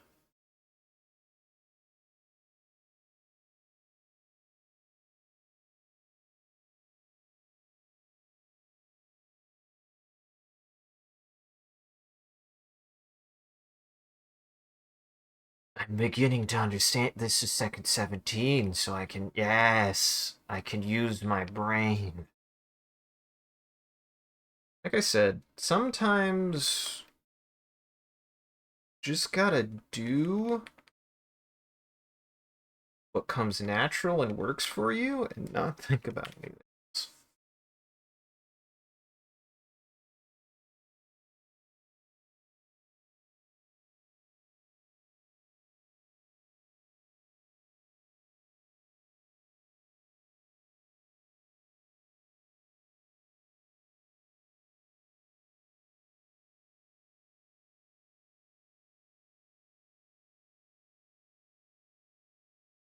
You're wondering what the hell I'm talking about. Essentially, I, I, I forgot.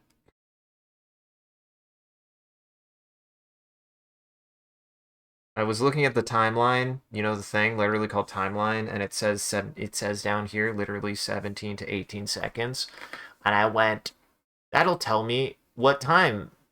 That'll tell me how long that's a second. That's a second. It tells me a second. So that tells me how many it tells me how many. Turns out when you read, it makes sense.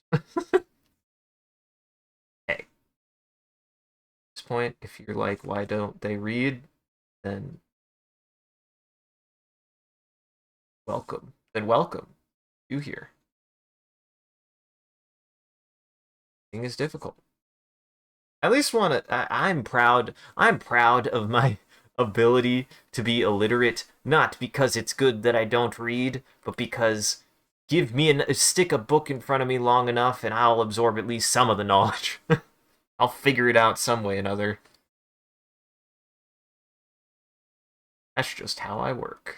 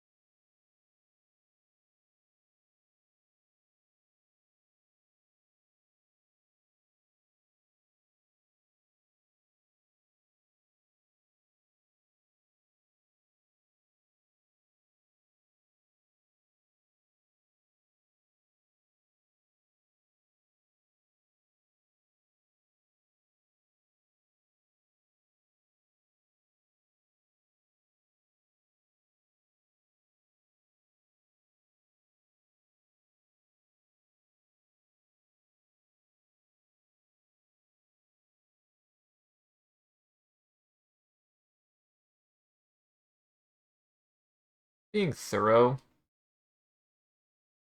I think.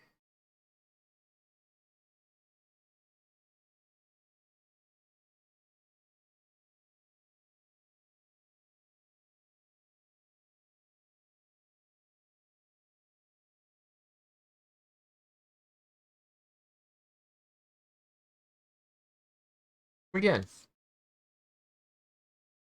good to have this kind of practice, anyways. Makes me fat. It makes me get a little bit more proficient at the drawing portion. Could always use.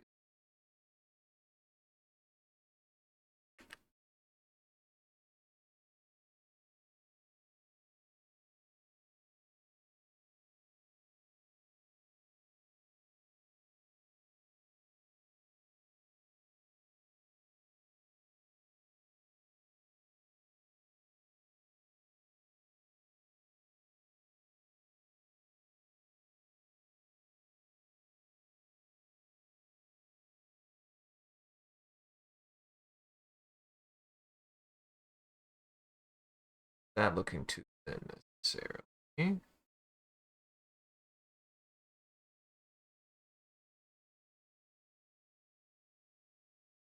Damn. So, these disappear here. I'd like this to go to about.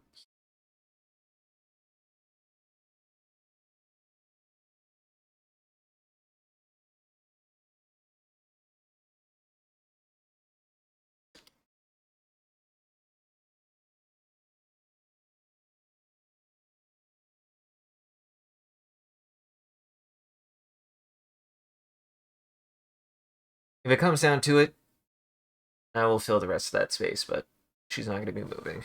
She's not going to be moving, and that's what matters. That does look good.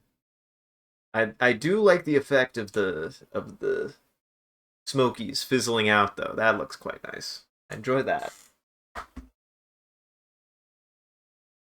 Ugh. There we go.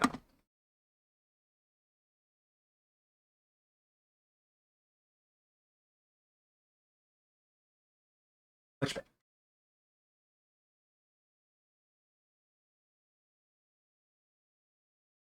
Right. Now to show what the hell I'm working towards.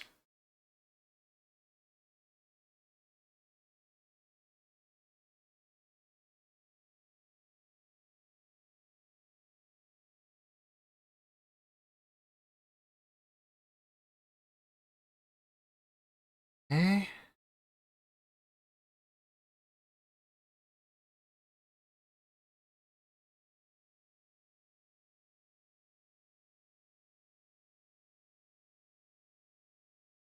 We can do that real fast.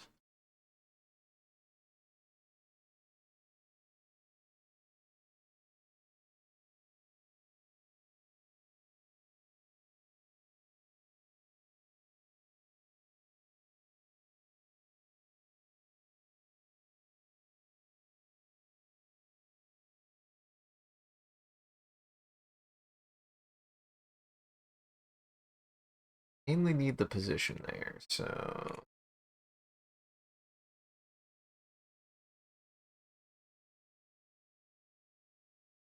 there.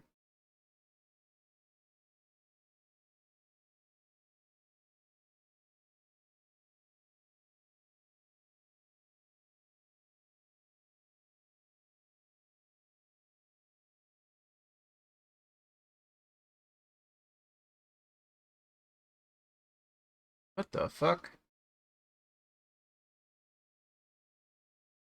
That was odd. I don't know why I did that.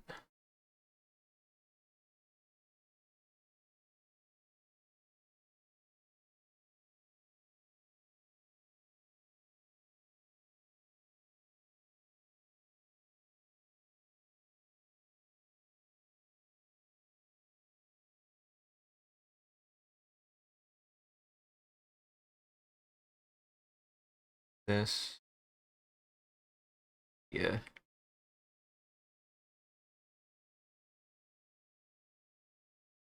More like that, right?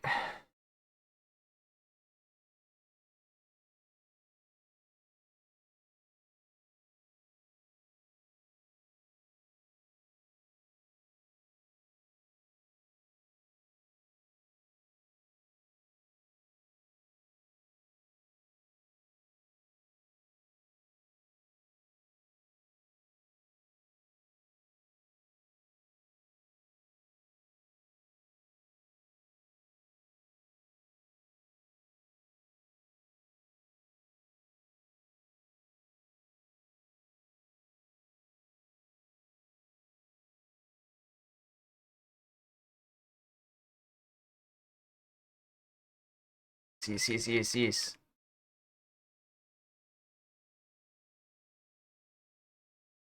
Maybe.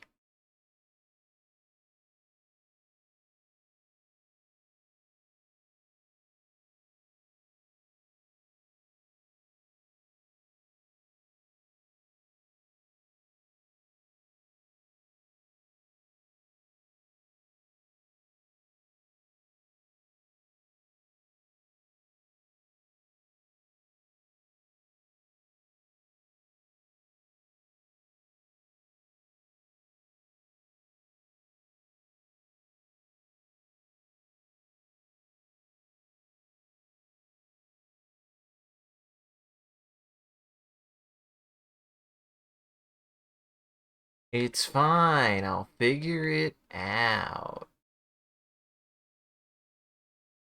Actually, I think what I'm missing here. This. Wider?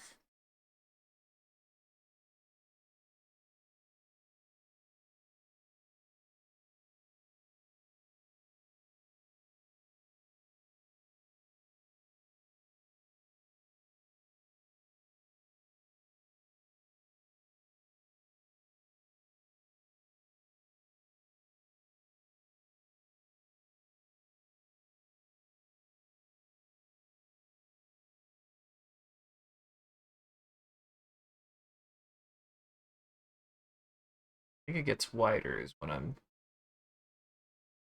mistake of. Yes, that helped. A little bit.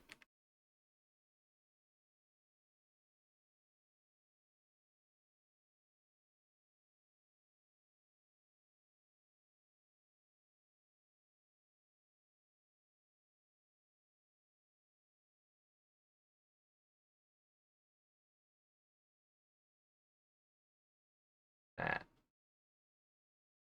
Maybe we try that a little bit.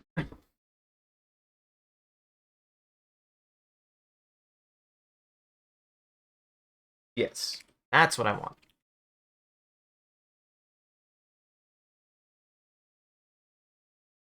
All right.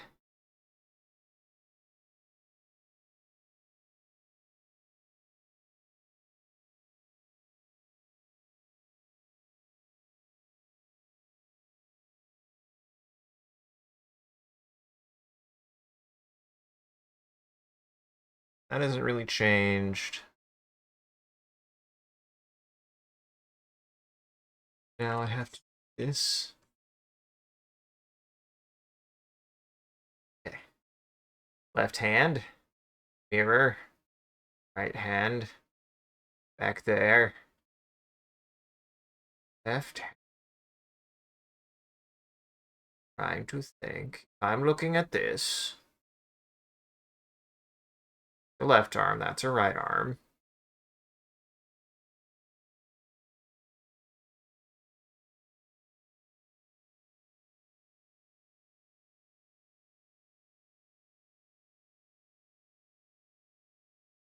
Oh, did ad start? Shit, ad started, didn't they? Ad started 30 seconds ago. Here, let me think on this. Let me think on this. This'll take me a second. This will take me probably a couple tries, but I think I got it. I think I know what I'm doing. This is what I wonder. I haven't tried it, but if there's a sketch mode for Illustrator, that'd be so nice. I think a sketch mode would be really nice for Illustrator. Granted, what I probably should have done is uh, I should have like changed the color. Did maybe do a rough sketch. Maybe do a rough sketch that way. Then lined over it, maybe. That might be something I will try. We'll see. It requires me to make another fucking layer though.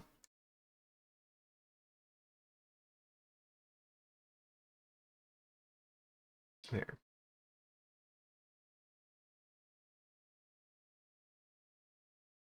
Okay, while we're waiting for ads to go by, do this.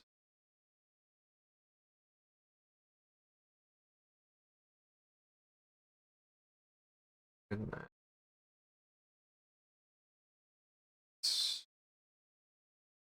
not what I want. What we're gonna do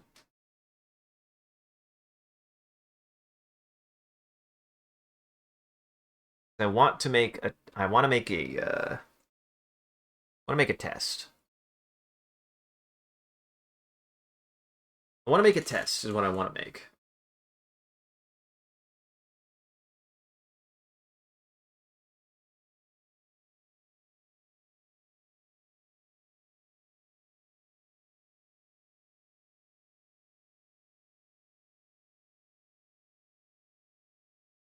First thing I need to draw is the hand, and everything else will go into place, but I need to draw the hand first.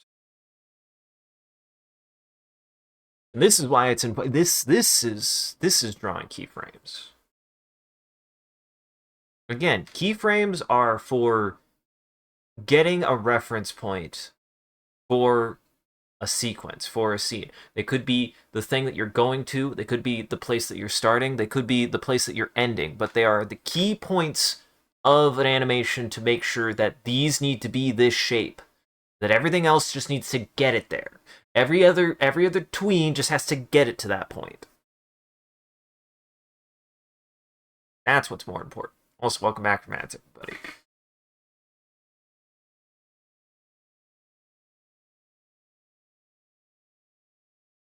What the? Oh, I see what happened.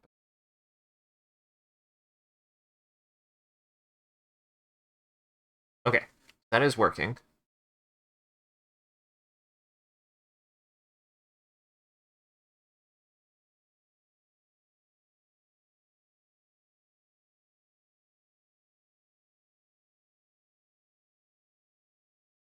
There's a couple things I could do here.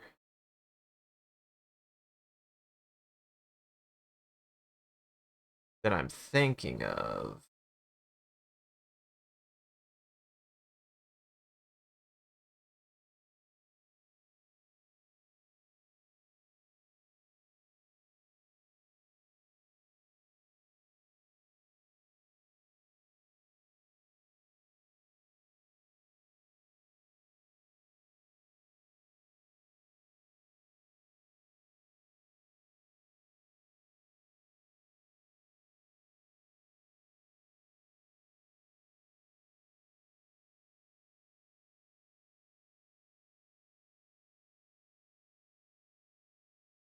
Because the idea I have, the other hand here, right?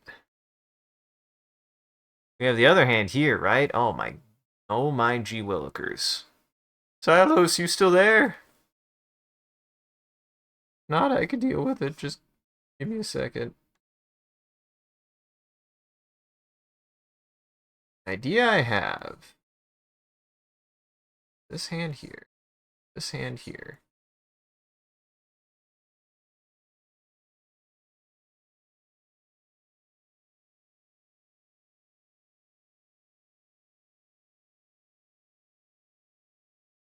Two hands here, right?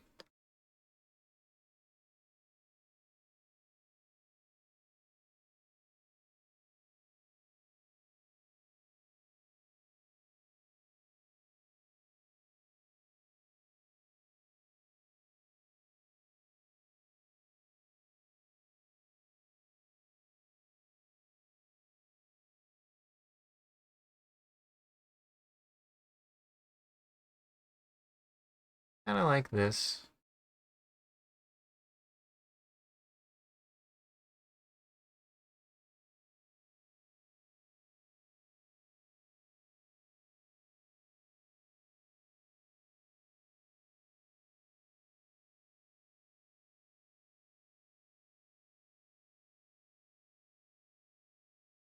This, once again, a weirdo. This might, this, not only did I enjoy drawing these hands, I enjoy drawing these hands.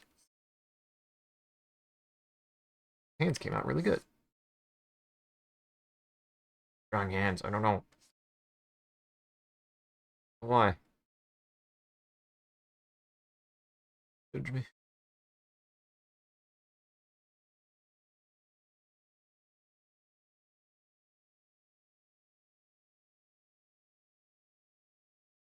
Should be something like that. Right, right. See what I'm doing? See where I'm going with this? Gotta get the golf clap. Clap clap. The goal is the golf clap. Okay. Now, back to here.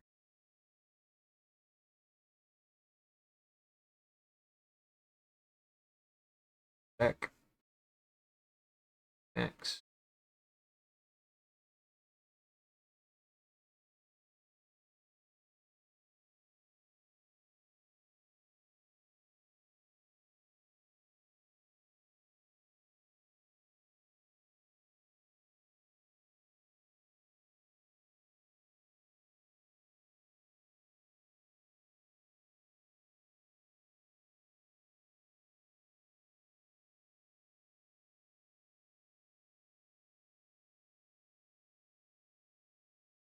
Yeah, this is the way. This is the way. I figured it out, everybody. This is the way.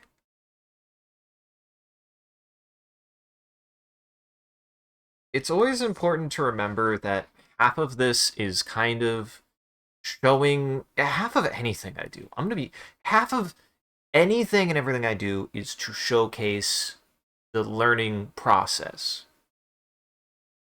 Half of it. That's this. If there's anything, it'd be like this is what it looks like to learn.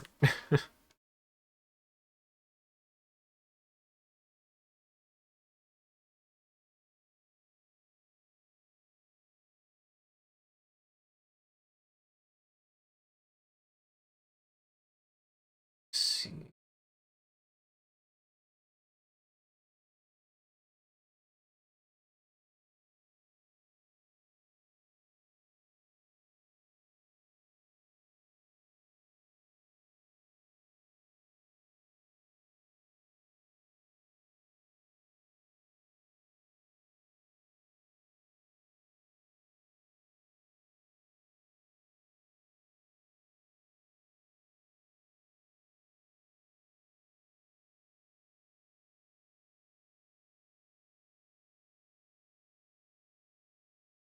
Where does the thumb?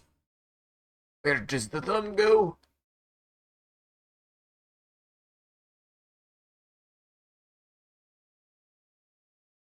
classic question. Where does the thumb go?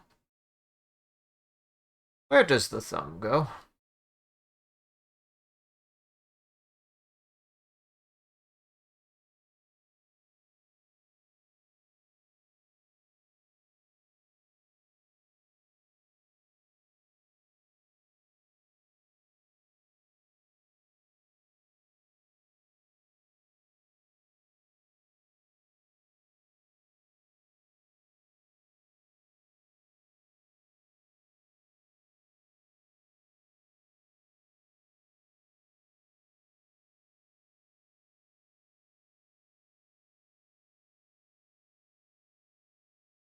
See? See?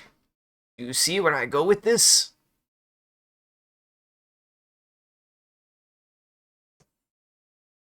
See the plan?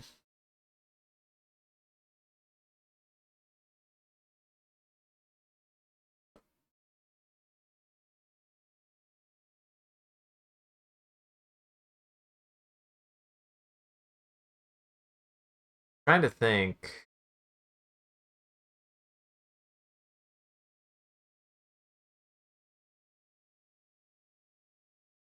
Where specific things actually go.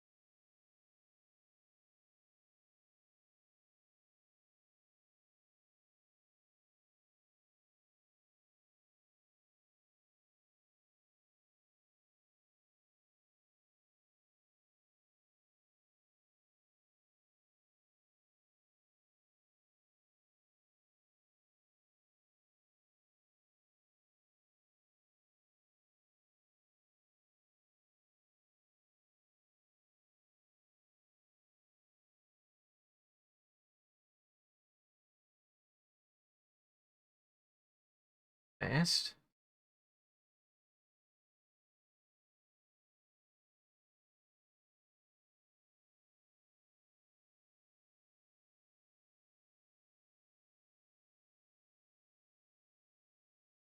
I'm very close. I'm very close to it. I might shrink them a little bit, but I think this is about correct. So I can hide this now. That worked.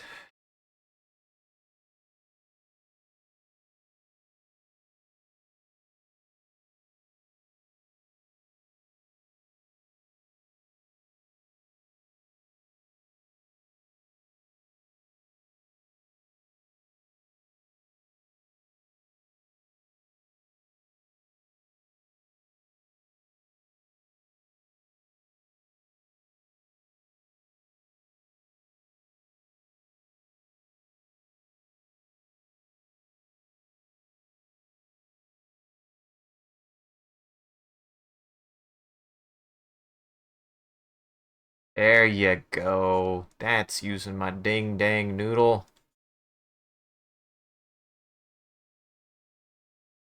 Hell yeah. Hell yeah.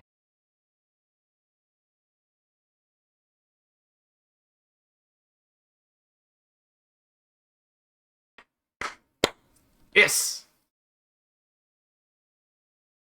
Yeah, I'll shrink them a little bit, but that is what I want. Close.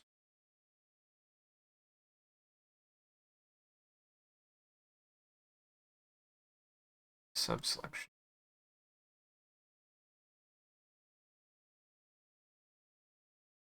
The free transform tool. Thank you. Shrink you. I'm gonna shrink it down just a little.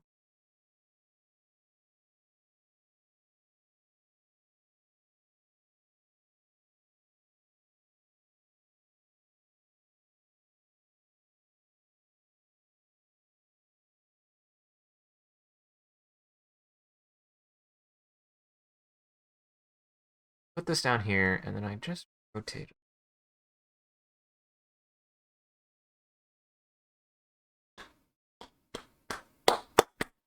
Yes! This is what I want. This is what I want. This is exactly what I want. I'm so glad I drew that the way that I did, and I drew it so much faster than I anticipated doing it. God damn. I was really worried that that was going to take me a while.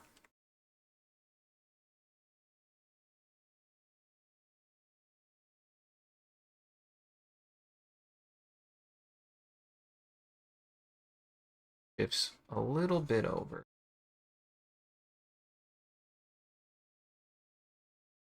This comes out.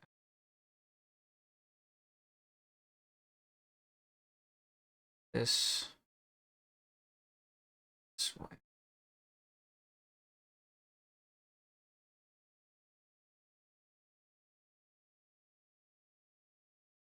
Rotate. Rotato. Rotato.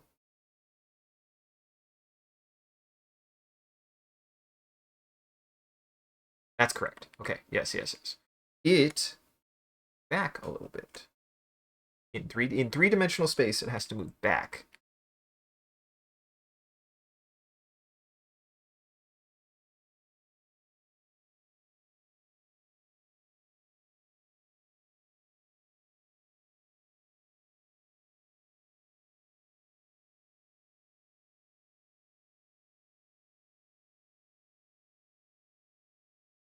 Not that.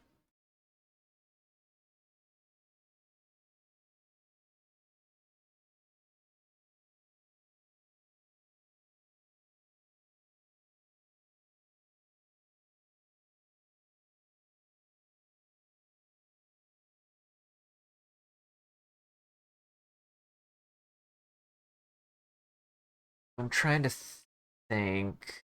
This.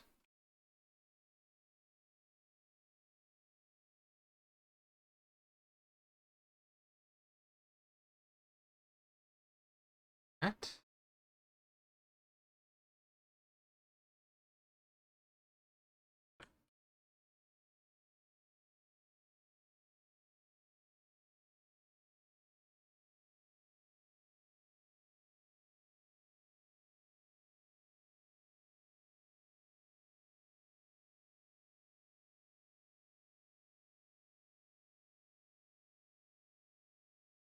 Oh, it's so close.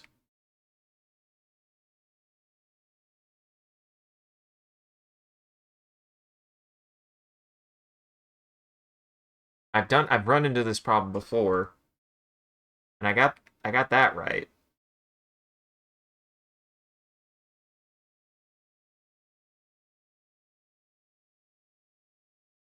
Here, this might help. Need to move some stuff.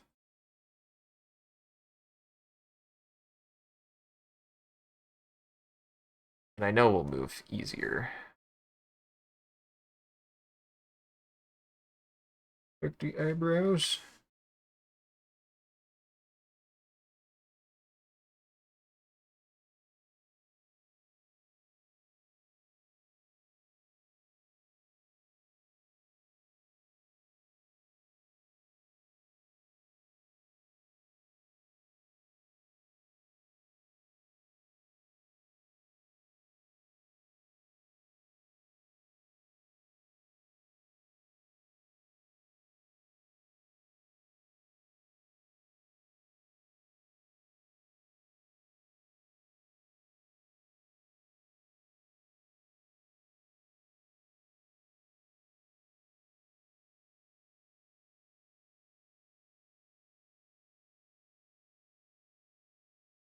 A bit farther.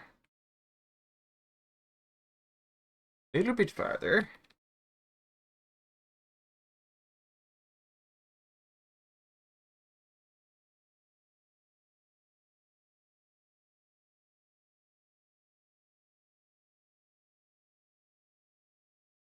Okay, here's what I gotta do.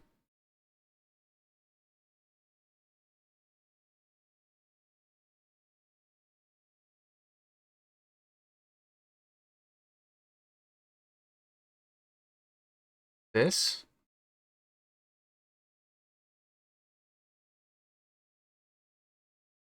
We need to draw out the hair.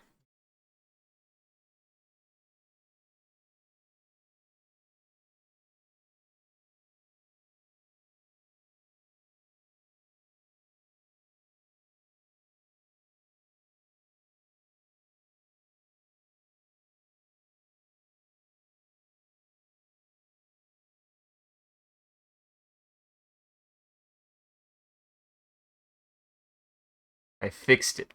I figured it out. That's what I needed to do. All comes back together.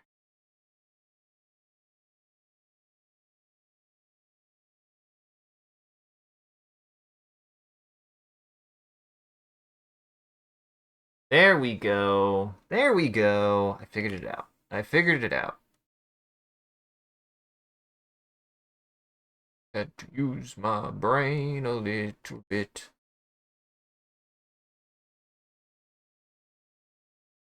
Tough. It's tough using your brain sometimes, okay?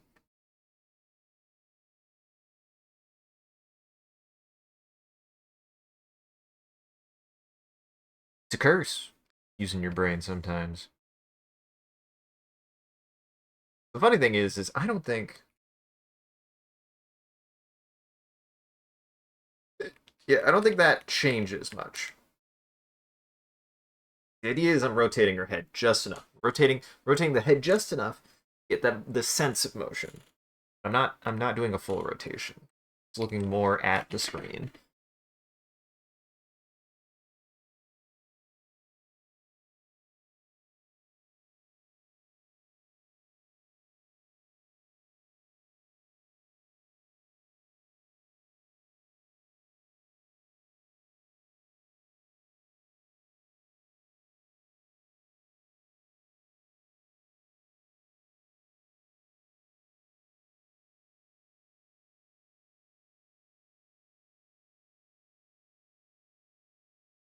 That way a little bit.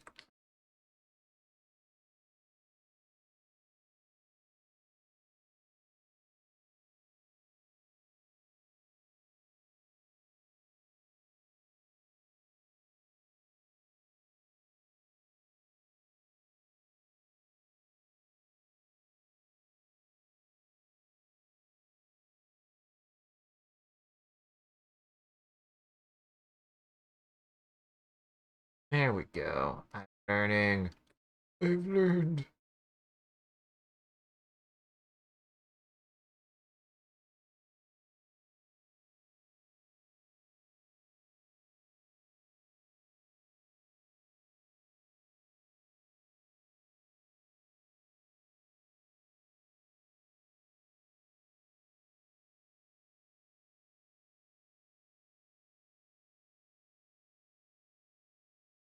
Ugh.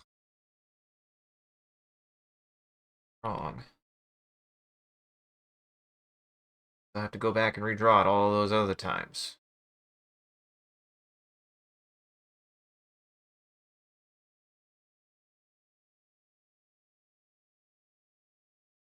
That just the way. That just the way. Out that you drew it wrong. Now you have to redraw it on every frame.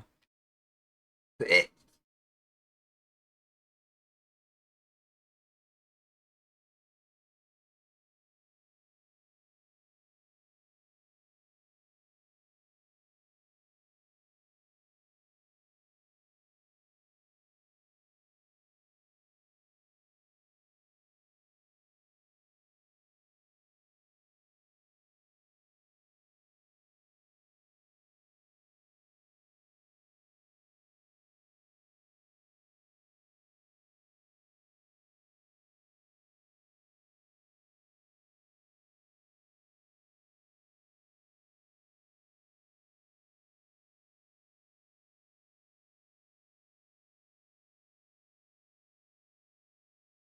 This is a fucking hard frame to draw, by the way. Holy shit. You're wondering why I stopped talking. It's because I got serious.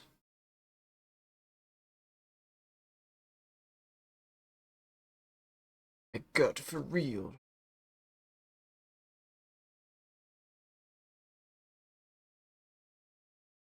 Here. I need to do this.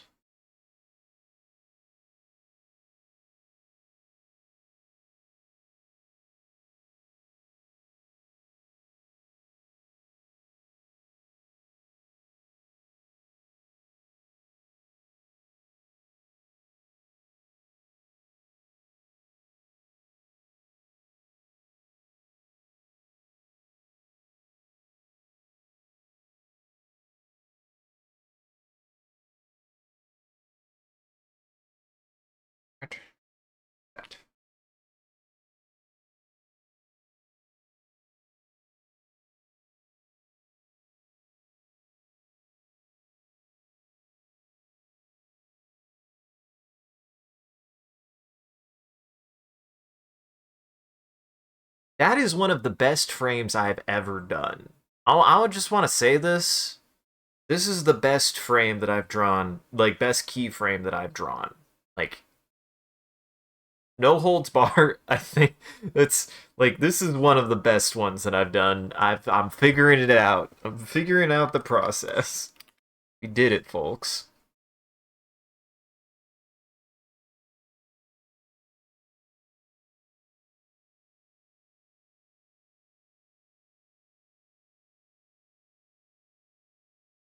Animation is hard.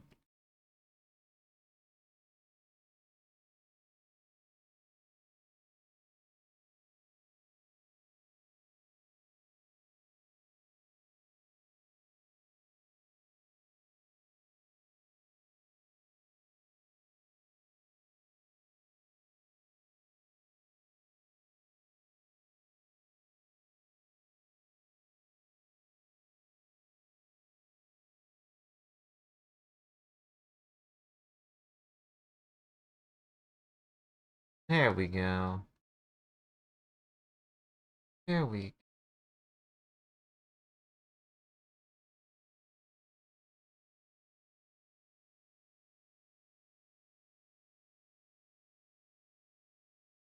This fun little bit. What is this? What is this little knobby bit at the end of your arm called? I don't actually know. I have one, and it's annoying. You never got one. I don't know what it's called.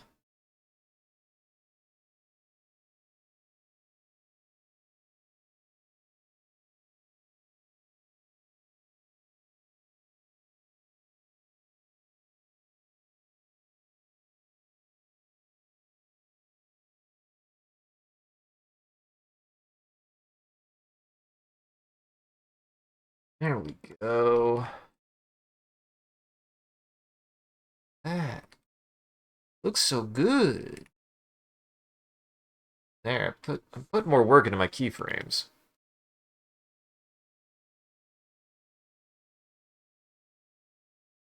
And this is the last thing. I'm adding more. I promise. She clap, she walk. She clap, she walk. Nothing more.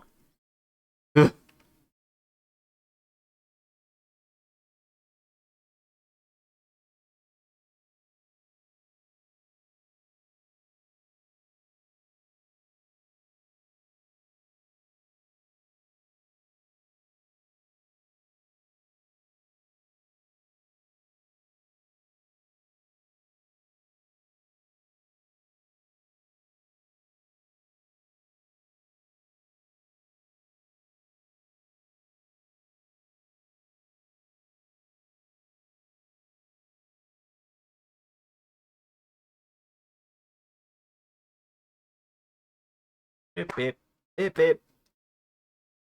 Maybe this was just an excuse to flex how I draw hands. Maybe that's the only reason why I did all this is to flex how I can draw hands. Some people can't. I hands are hard. Hands are hard. I get it. Hands are hard. I just like doing it. I just like drawing them even though they're hard. I don't even draw hands correct all the time. I just like doing it. Just enjoy drawing hands.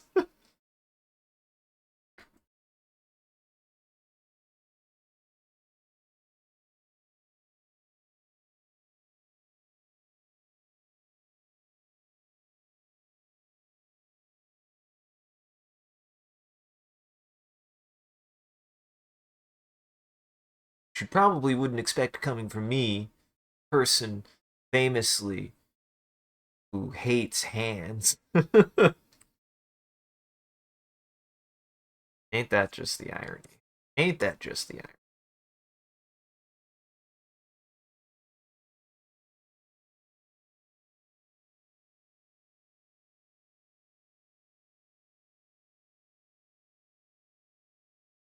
I don't hate hands.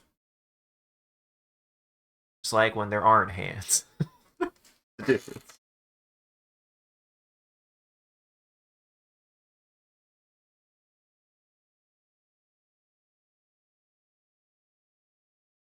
Done. That's animation, baby. That's animation.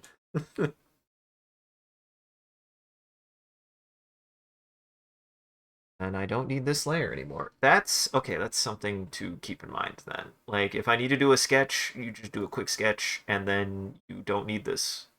I don't need that layer. They're gone. All it was there was to give me an idea of where the hands would go. Took it from there.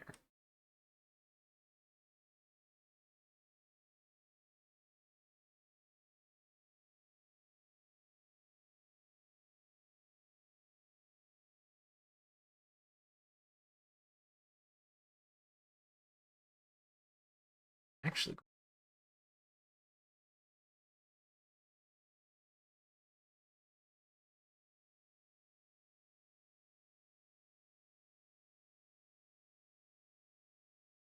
I'm gonna tween to it.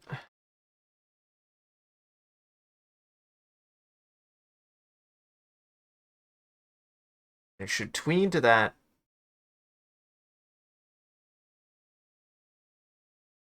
I'm gonna start moving it, and then right when I'm about to move into place, I start the hands coming, I think. That's what makes sense to me. Start with this.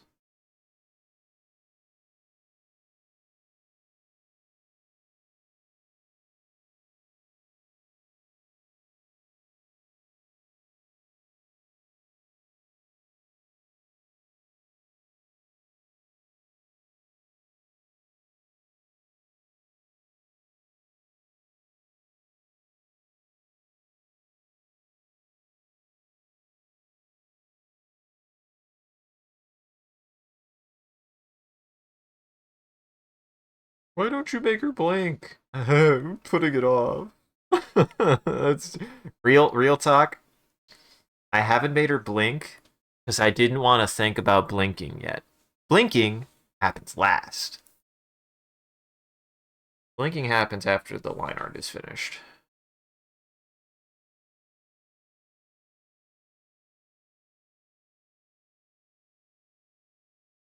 Which is exactly how I feel about that.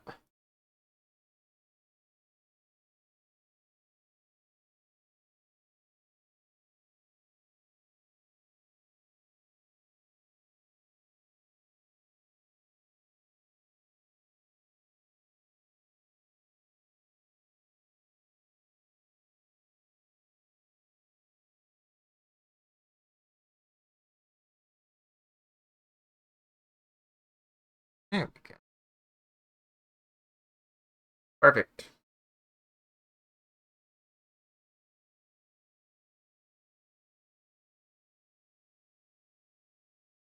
Edge a bunch of stuff over. Damn you, Flip Frog. I'm listening, you. I promise. YouTube, I promise I'm still listening. This one we just draw.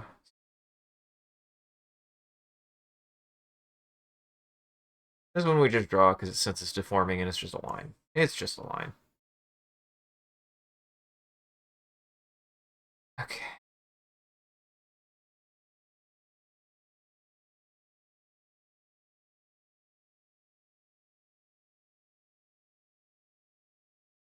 Queen.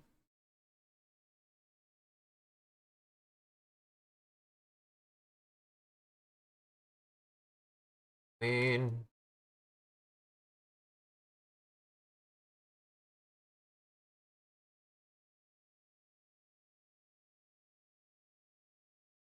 Everything over just a smidge. Oh, yes. Ah, yes, my accent is coming out. Just a smidge. Just a smidge, that's what we say here. Just a smidge.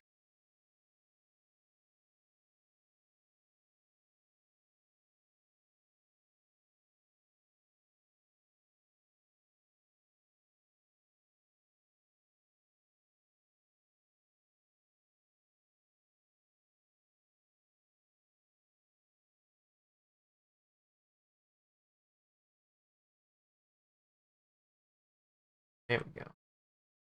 Doesn't. What am I missing here?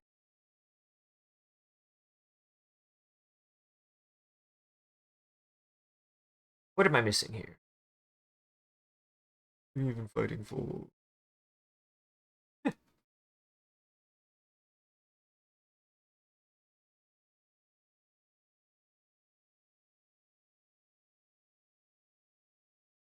An important thing to remember is that I not draw the hands yet. Don't come in until later. The hands are going to come up pretty quickly, actually.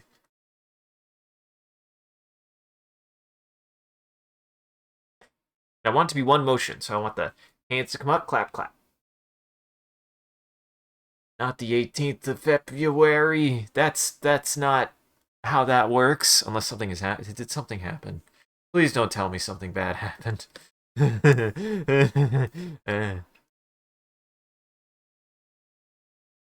Please don't tell me some new atrocity has happened. I'm not saying I'm going to be surprised. I'm just gonna be more sad. Good.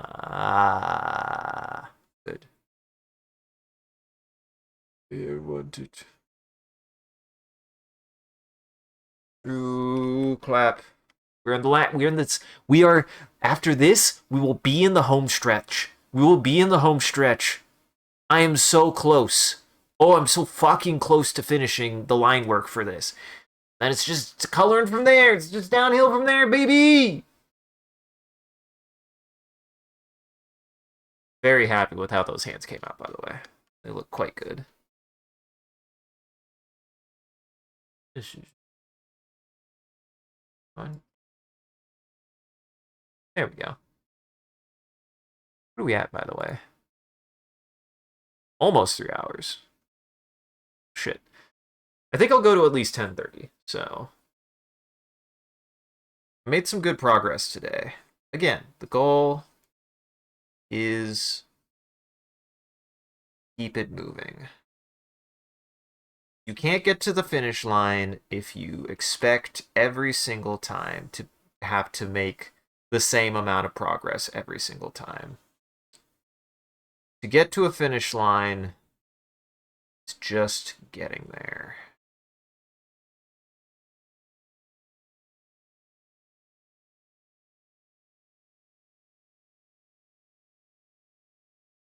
Still haven't decided if we'll do Helldivers tomorrow or not. I'll probably leave it up to people.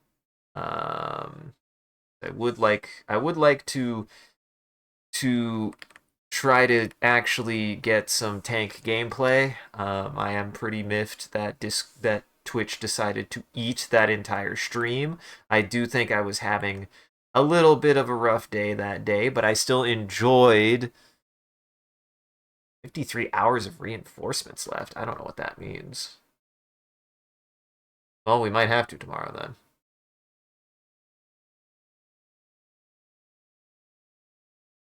Twitch can't eat my stream twice, can it? Please don't. Oh, God, don't.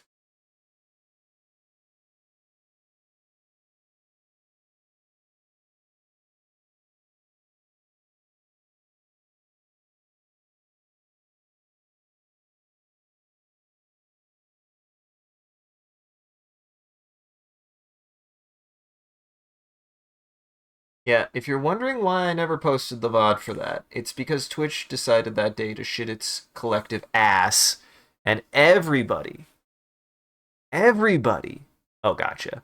Everybody lost. Well, not, I actually don't know if it's everybody, but a huge portion of the community lost all their VODs for that day, including me. And just seemingly, they were like, well, we fixed it so it won't happen again. And we're like, so are those just dead? And then Twitch said, nothing. Thank you. Thank you. They corrupted everyone. Everyone's VODs got corrupted that day. It was insane.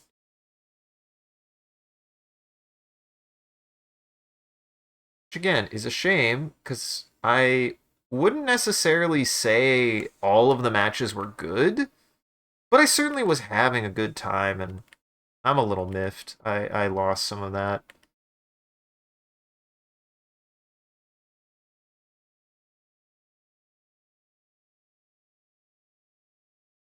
So we'll see if we end up doing Helldivers again.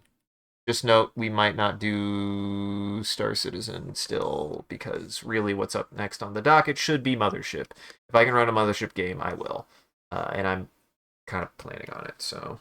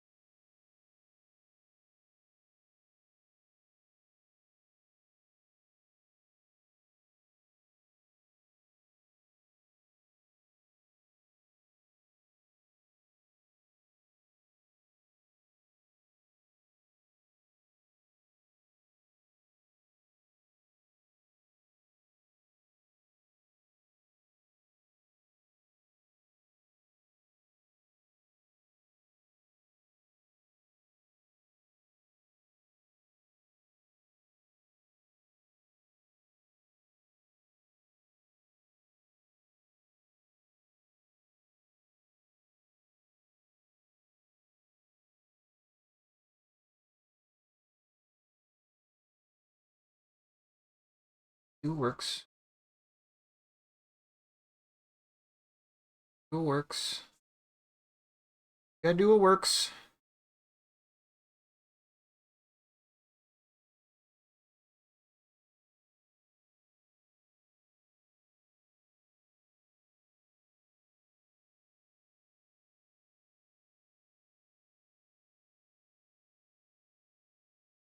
And I did really enjoy that tank. I want to use that tank more. That tank was so much fun. Tank is good. Tank is bae. Tank is unironically one of the best things in the game right now. It's really kind of whack. It's very silly. Like they put it.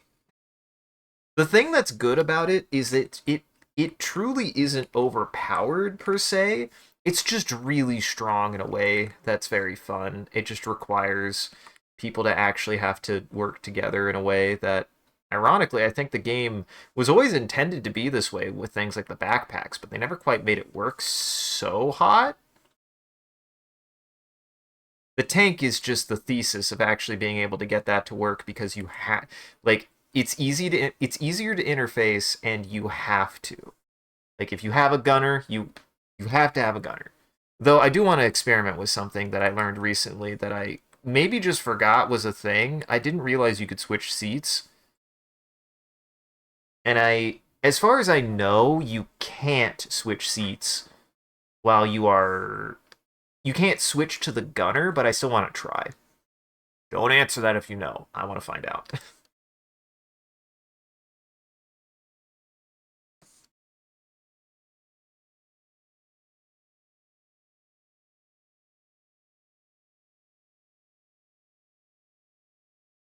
Always remember, just because you might have an answer doesn't mean I want to know, because for me, I would like to find out. I would like to fuck around and find out.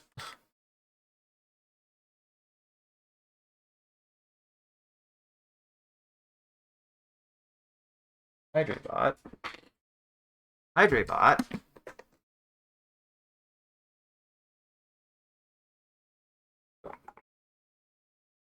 Well, it sounds like the invasion of Cyberstan is still going on. We might end up doing Helldivers tomorrow. And hopefully I can actually save it this time. I'm still a little miffed. I really am sad that we didn't at least get to save that. A lot of like my first reactions to things like the Vox engines and stuff. Granted, I still don't know how to feel about the Vox engines. I'm personally not a big fan of them. But I have seen a little bit more intel that will make them a little less annoying, hopefully, but still. But still, I find that their implementation is a bit miffing. It miffs me. It miffs me. It fills me with miff.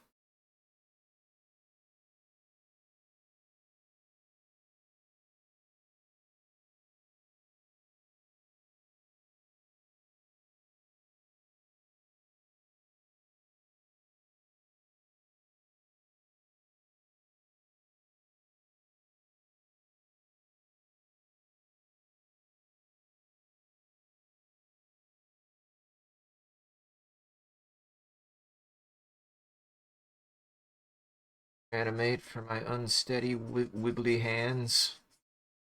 I've noticed this about Animate. Animate is very good at stabilizing lines, and I do appreciate that about it. I don't know how it does, but it does do it.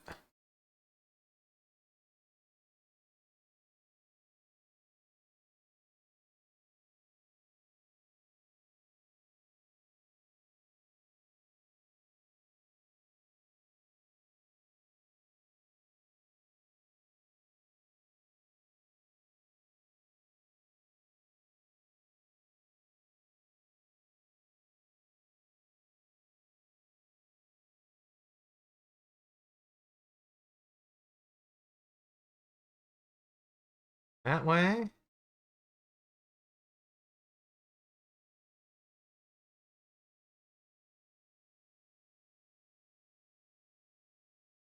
Ooh, I drew that the wrong direction. Missed the line, and then it went exactly the wrong way. And I went, ooh, ooh.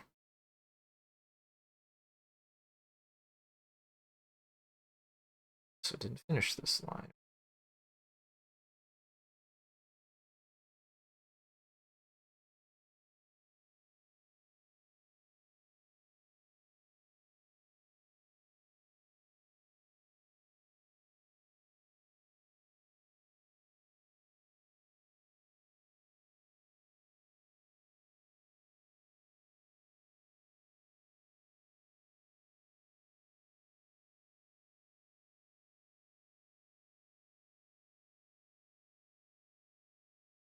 I'll do something like that.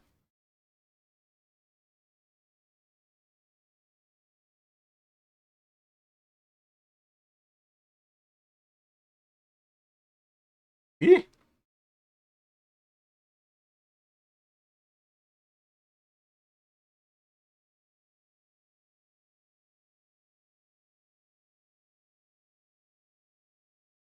Yeah, we'll get one more add in, and then I'll go a little bit longer, and then I'll call it. Should get at least 2 or 3 more frames in. It's good. I did some good work today. I got some good progress.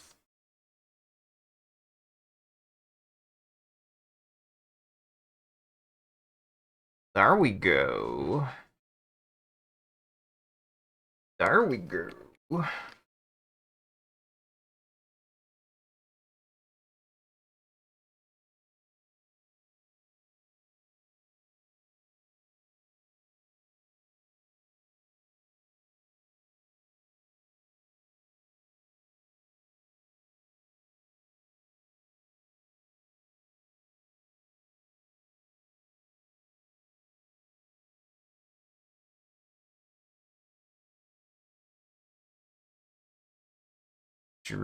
She really craning her head over, huh?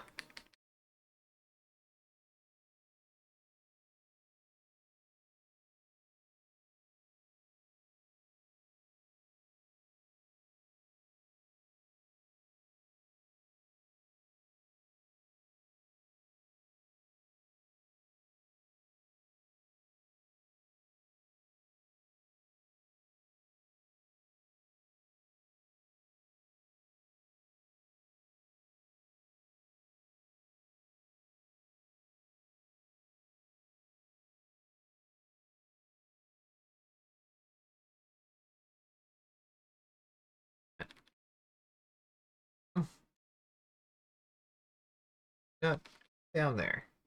Why does this happen sometimes? There it goes. I don't know what I did to fix it, but I finally fixed it. I don't know what I did to fix it, but whatever. I'm gonna do this really fast.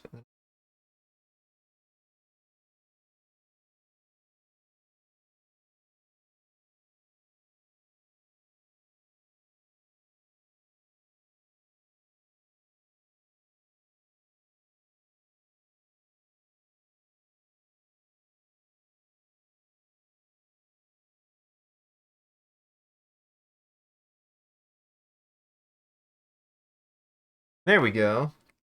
Got fudge? Did you get fudge for the rest of the class?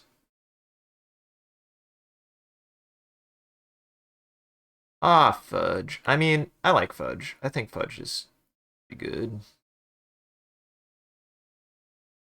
I won't turn down fudge. It's not my go-to dessert, but I won't turn it down.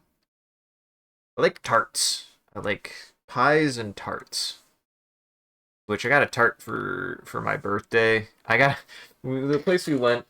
They were like, "Do you want dessert for your birthday?" And I was like, "Sure, why not?" And they're like they like named a couple, and I was like, "Okay, the tart does sound good," and they gave me the tart for my birthday. Thank you. It's just nice. Oh, you make fudge. I see. The thing is, I don't know how fudge is made, and I don't know how you can make an entire fudge in 5 minutes, other than fudging it.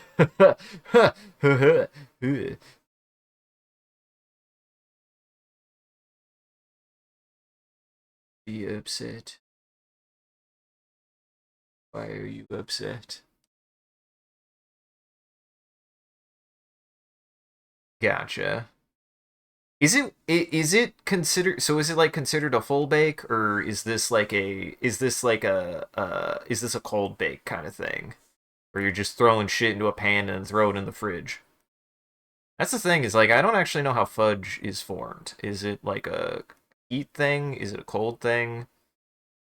Does it even use much flour? It's not like a cake. Fudge isn't really cakey.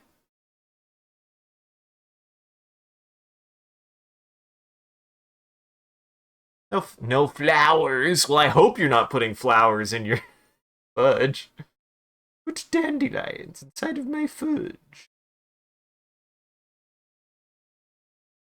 Cocoa mix, sugar, butter, bit of milk, microwave it. Ah.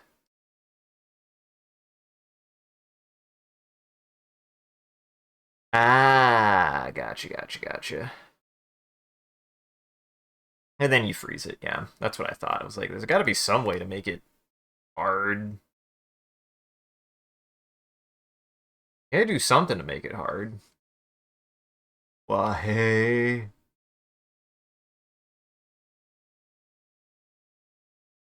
Stiffen your fudge.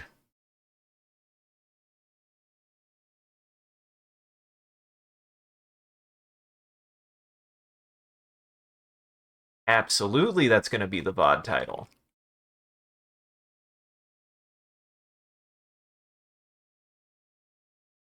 Yes, I'm sure. You probably want to, like, slow melt it for a really fucking long time.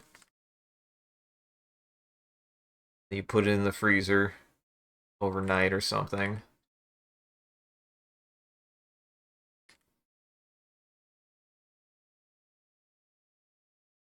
This line is being a bit of a dick. This line is being a clumsy fuck.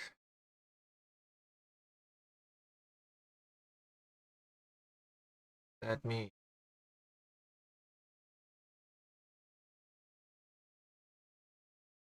Ah, that's why. You let it slow. Yeah, you let it slow cool, so it gets a nice, like, thickening. I bet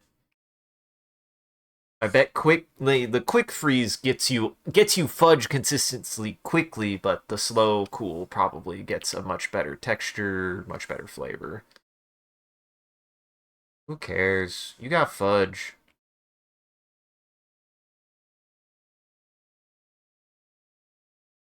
You have fudge and I don't, and frankly, that's more of a problem.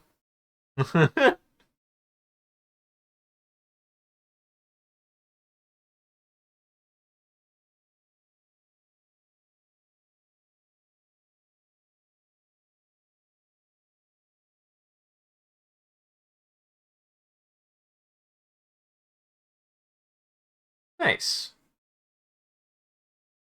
Most of my cooking that I'm not a big, like, confectionery person. I'm not really big into, like, baking either. I'm very much a meal. I'm very much like I'm a roaster. I really like roasting things, and I like sautéing things, and I like having a knife. I don't know why, but I particularly like having a knife. If I can use a knife on food, I enjoy that. I enjoy, like, breaking down food and stuff. Like no, no, like seriously, like not even joking. I enjoy doing a certain amount of prep.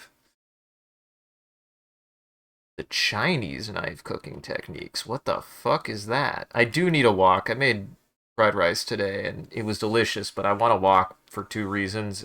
Because it's bigger, so I could make more food, and I might be cleaner. Well, it might not end up being cleaner if I end up making more food, but I certainly wish that woks I wish that my cast iron skillet was a little bit bigger for stir frying. It's just a little bit constrained when I stir fry.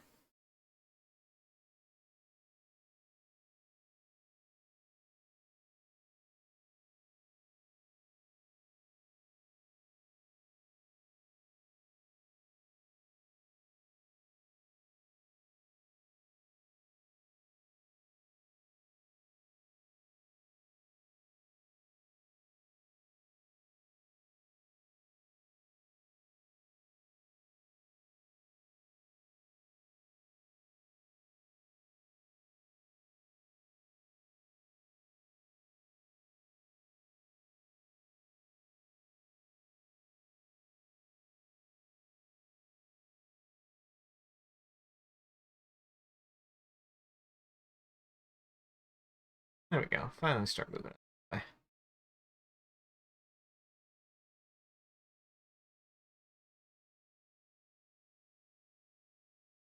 Of animating hair.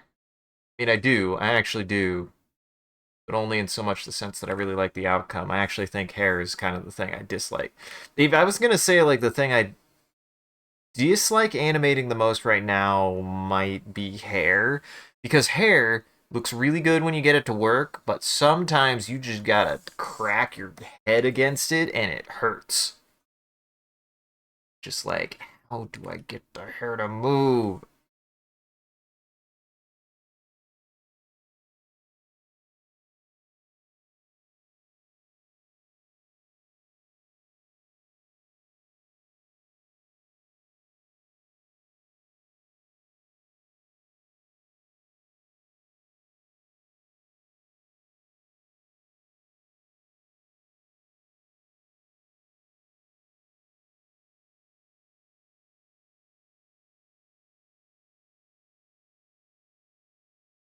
Oh my god. How close are we? Oh, did ads start? No, ads are about to start. Ads are about to start.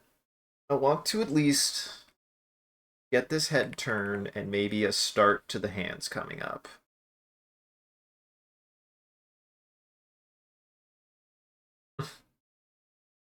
I do like how her head just kind of creaks to the side.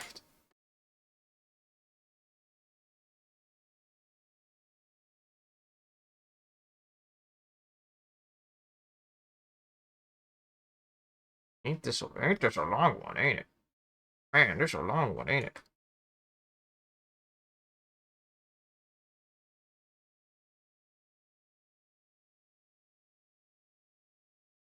Dang, this is a long animation now, ain't it?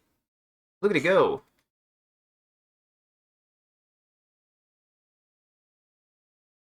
The points, some of my favorite things to have animated so far are her opening the package and it popping.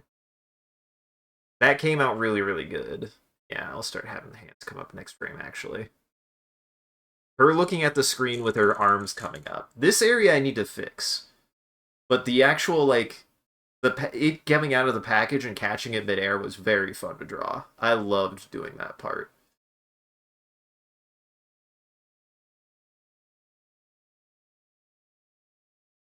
Ooh, I kind of like the way that she, like, takes a step back. I like the way that she takes a step back. I didn't even intend for that to happen. She just did that. She just did that.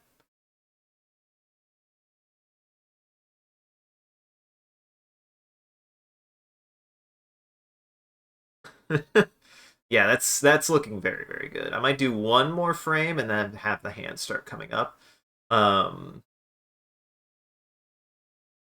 but yeah, this is looking quite good. I am very proud of I'm proud of what they've done. I'm proud of what I've done.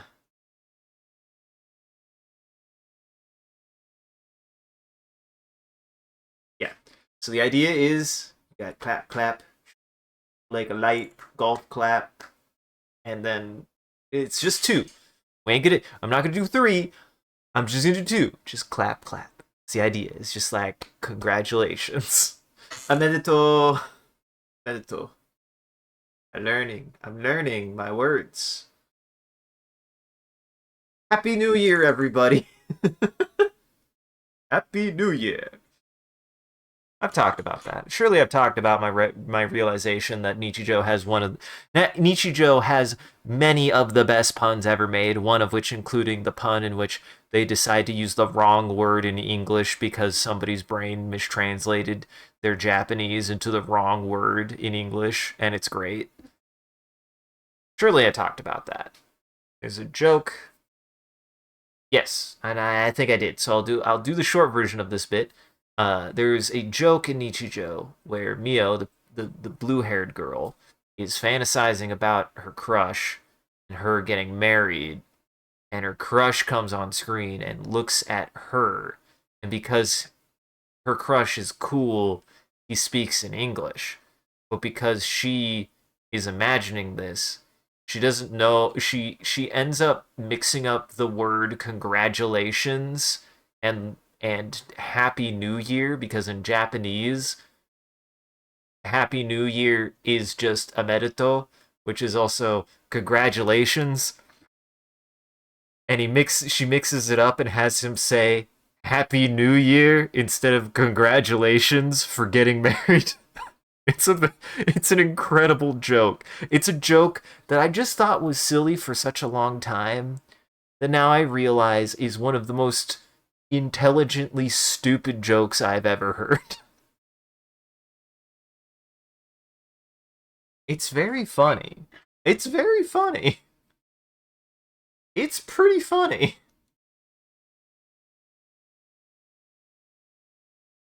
It's pretty funny and it's pretty good. Welcome back from ads, everyone. I'm gonna try to do at least. I think I'm gonna do at least two more frames, and we'll call it. I'm gonna do at least two more frames because again, now that I'm doing tweens go faster than keyframes. Keyframes, I understand. I really gotta hone in. I gotta really focus in. I gotta make sure that the keyframe looks good. Uh, but tweens, I'm just drawing on forever. I'm just redrawing forever. So I want to try to get two more frames. Before I call it.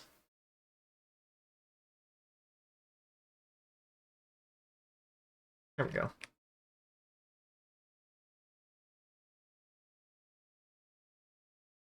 Yeah, I gotta scroll all the way to the end. It's so far.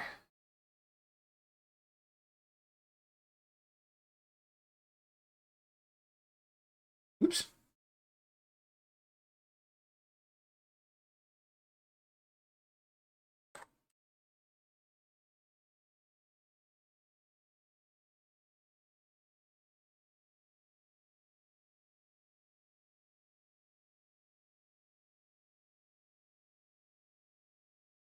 What I need to do. Smart. Don't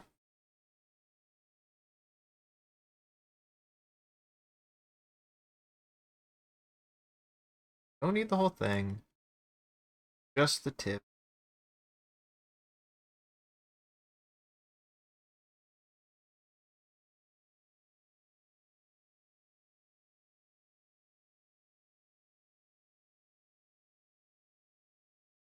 Just want the hand coming up. Same thing here. Oops. No. Shit. Oh, oh. It's all worked out.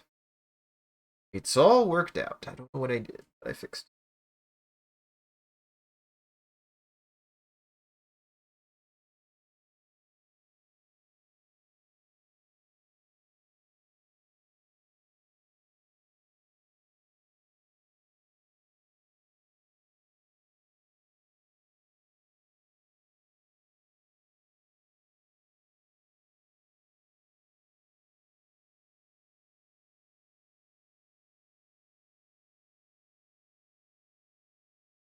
again.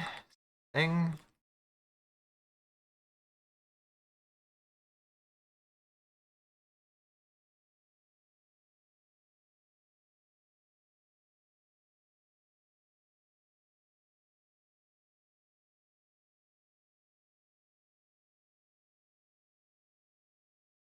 Yes.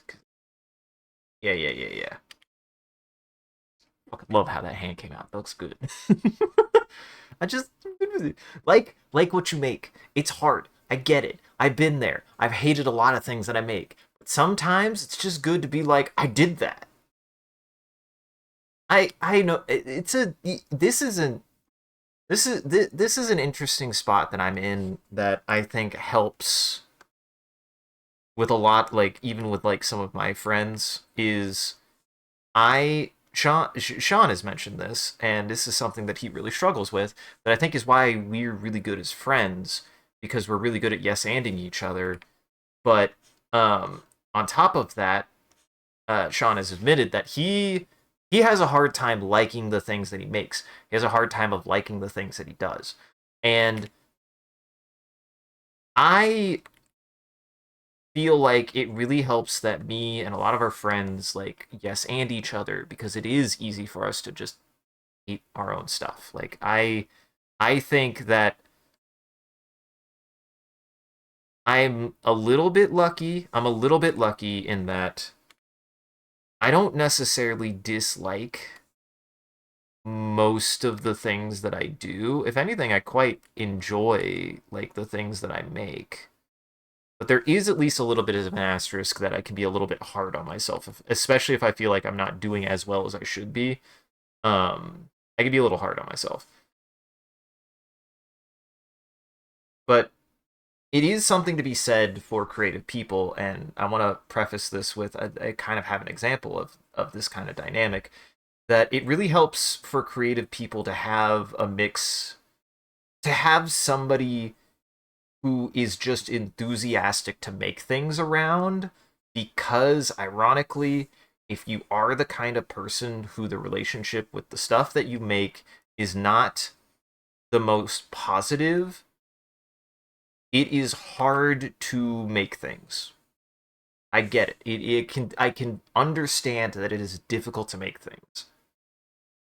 And it kind of understand it helping to have somebody there who will kind of like who who on their own might be a little bit more excited to make things just for themselves, but is willing to like bring you with them, make things. And that's something that I really like and want to be able to provide to a lot of my friends, because again, I at least understand what it's like to really struggle with enjoying the things you make,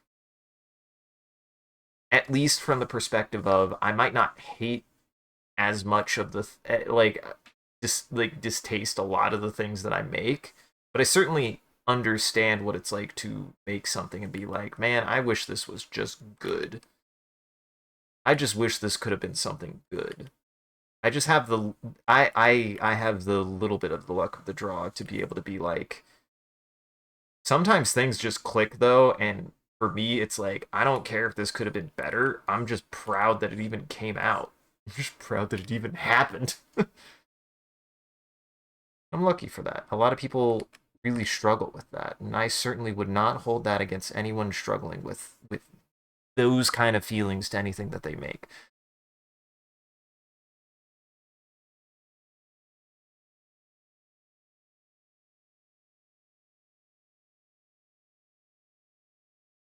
Sometimes it's good to just have somebody that will make you make things.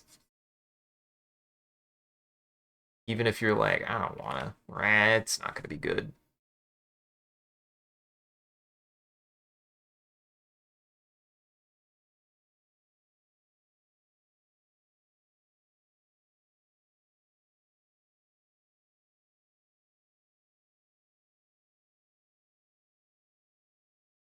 I bring that up. The example I bring up is actually a show that I highly recommend for anybody who hasn't seen it. If you have not seen Girls Cry Band, it is quite good. A lot of that show, to which also shout out to my younger brother, grand brother. he actually recommended the show for me. Absolutely appreciate it. It very much is about a group of creative individuals trying to break into their medium. I mean, it's a music show. It's technically it's an idol show. I guess if you want to consider anything, I guess it's an idol show. But it's about, if you want to know, Girls Cry Band is about a group of girls who start a band in Tokyo and are trying to figure out what it takes to actually like start a music group. And the show actually really explores that. It and Isaac do a fairly good job of exploring what it looks like for creative individuals to try to like take on production without experience, and it does a pretty good job of that. Like it goes into the creative process from that standpoint. But it also does a lot to like explore the personal interpersonal relationship people have to having a craft or a media that they do. Namely, even two of the characters, one of the characters insinuates, but the other one outright kind of admits that they don't, or it's outright like pointed out that they don't dislike doing what they do, but they don't they have mixed feelings on what they do to do it. They certainly don't have a positive feeling about doing it because a lot of it is tied to not being in a great place, like not being able to have like secure living, not being able to like just be comfortable. A lot of their relationship with their music has to do with them struggling as an individual. Um, so they don't have a very good feeling about the music that they make, even though they make really good music. Um, and they explore that. A lot of the show explores stuff like that. There's another character that I'm really fond. Oh, all the characters I'm really fond of. They're all great. But another character mentions like, and this is something that I was like, oh shit, like you, I feel like everyone in my friend group, including me, and would agree with this. They were in a group recently or previously in the show. Like they were a part of a different group, but the group ended up falling apart because they were being like really harsh and like critical of like what they were doing. Because they wanted to make good work. They really wanted to put themselves into it, but they were being very critical of it. They just explore an entire arc with that character of maybe being too critical can be a bad personality trait. Can be a flaw. Um, like struggling to be critical in a way that's like not just constructive, but doesn't just alienate people around you. Like that's a real thing that I think I know I've definitely experienced. Um,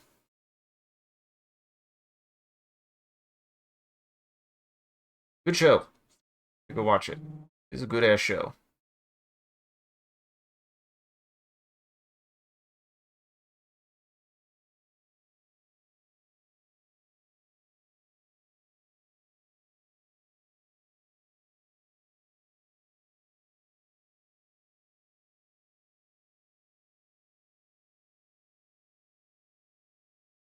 What time we at? 19. Yeah, I think I could do one more. Start wrapping it up.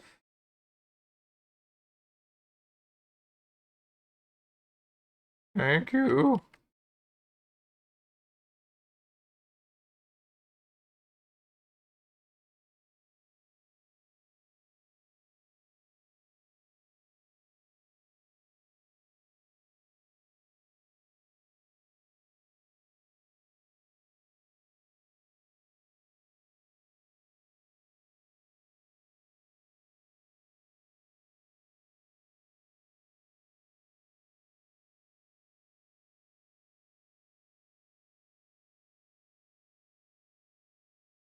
Actually, too much. I think this hand needs to be smaller.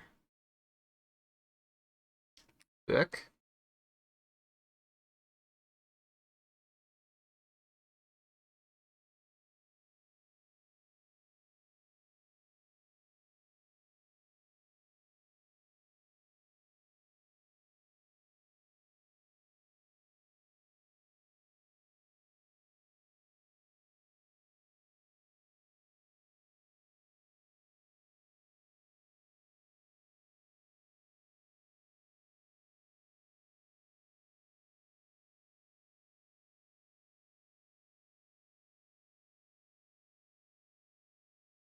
These hands. I drew these hands.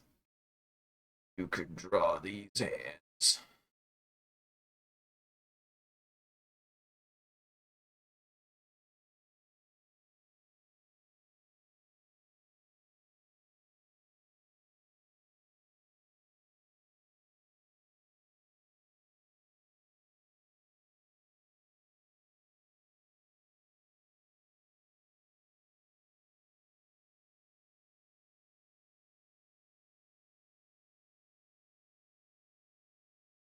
Let's see.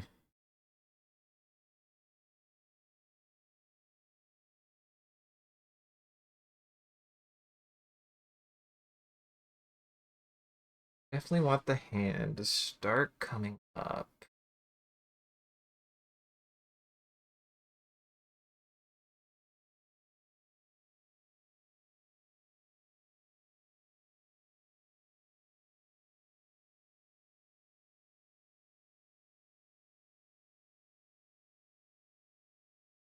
Out here, maybe? Out here, maybe?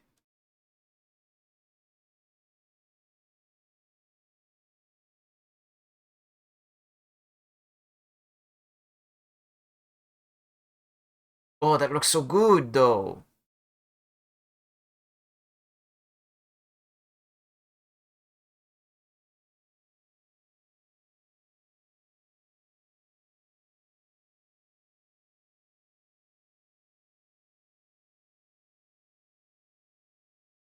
Figuring out. I'm also figuring out some tricks with hands, I feel like.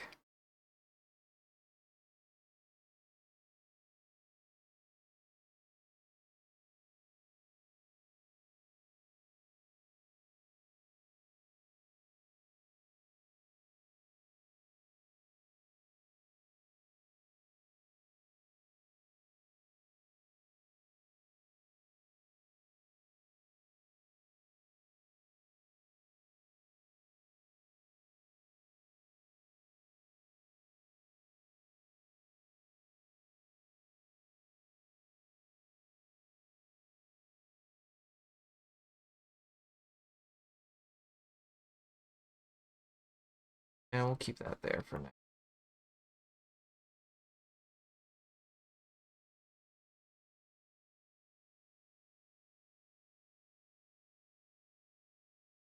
Because the thing is I need to figure out how to move this.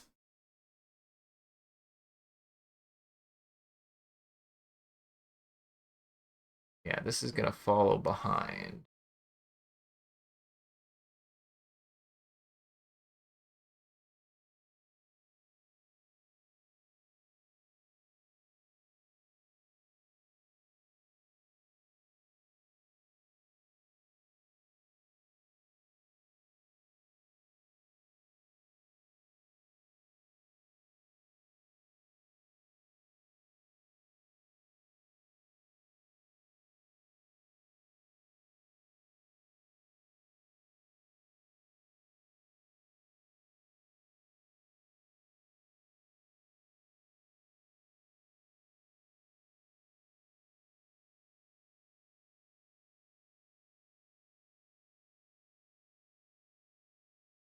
Something like that.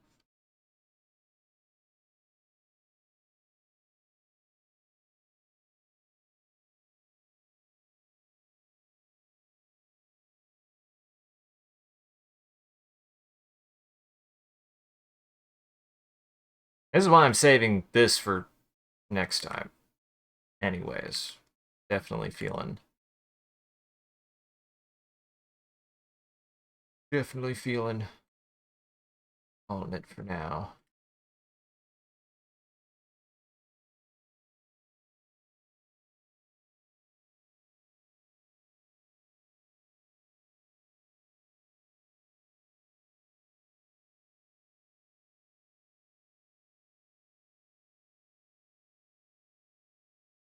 We're gonna finish this.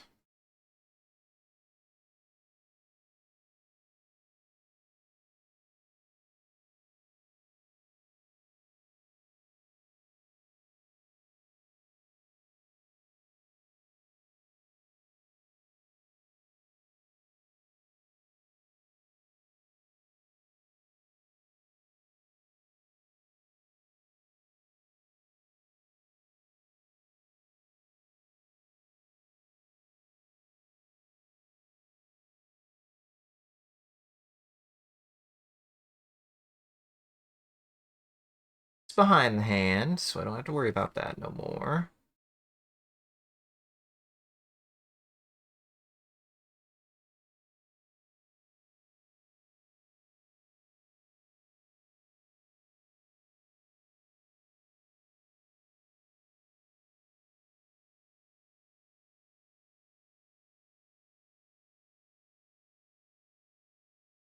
Perfect, perfect, perfect. Doing good, doing good, doing good.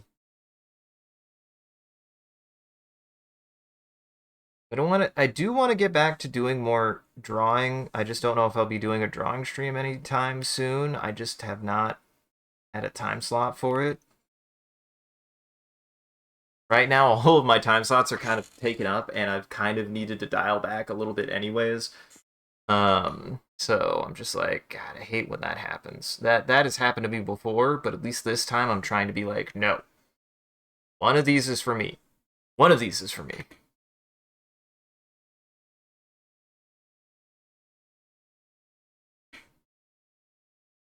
If I can get a second time slot, I would do it, but I really can't right now. Best I could think is maybe Tuesday afternoons. But I'll be honest, I've kind of needed a second day off, so I'm like, you can't really compromise that either.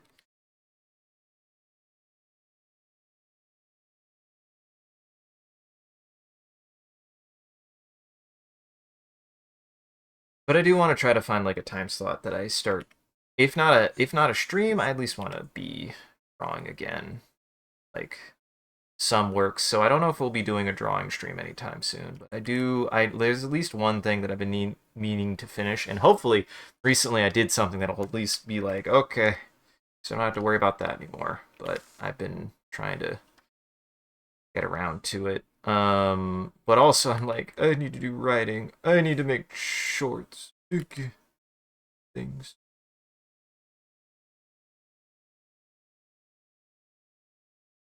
Too many things to do. Too many things to work on, it seems.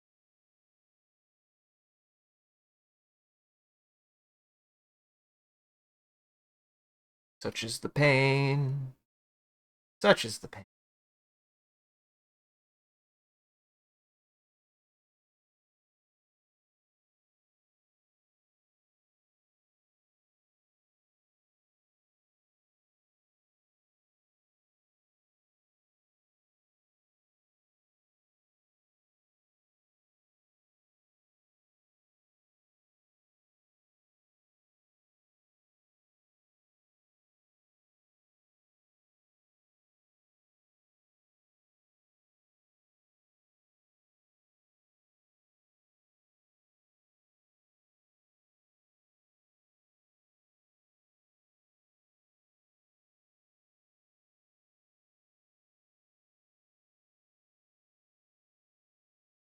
Almost there. Almost done.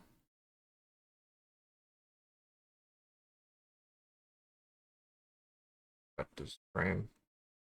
Almost got this frame.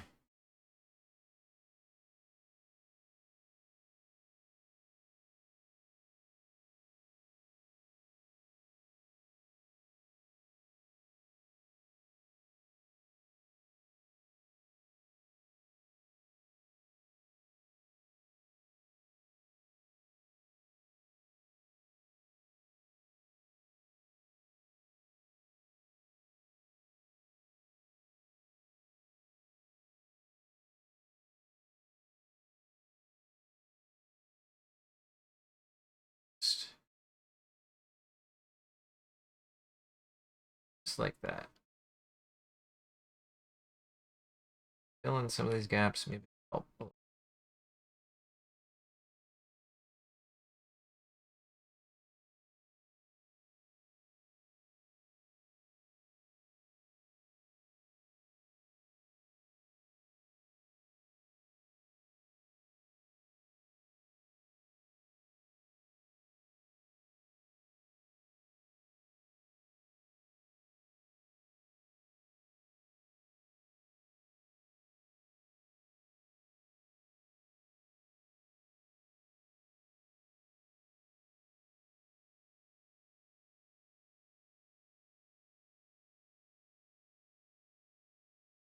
Hands are kind of funny in that sometimes they just kind of like, just kind of work.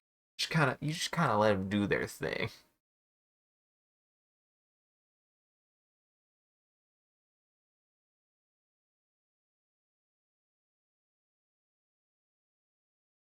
Yep.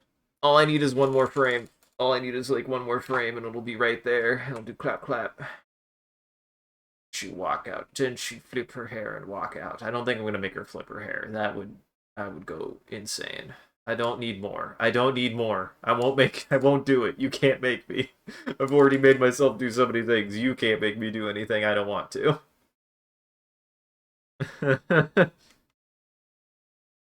No. I really don't. I really don't though.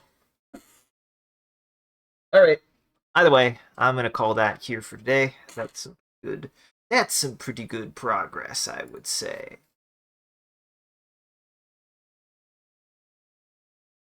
I would say that was some pretty good progress.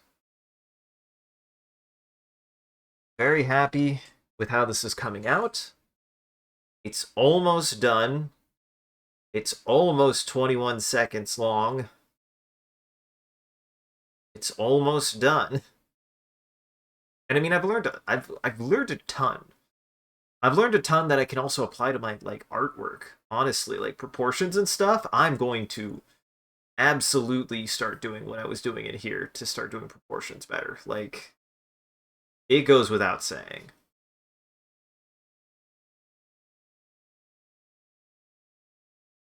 But yeah, I was anticipating this to be about a 25 to 30-second animation. That's what I was anticipating it to be.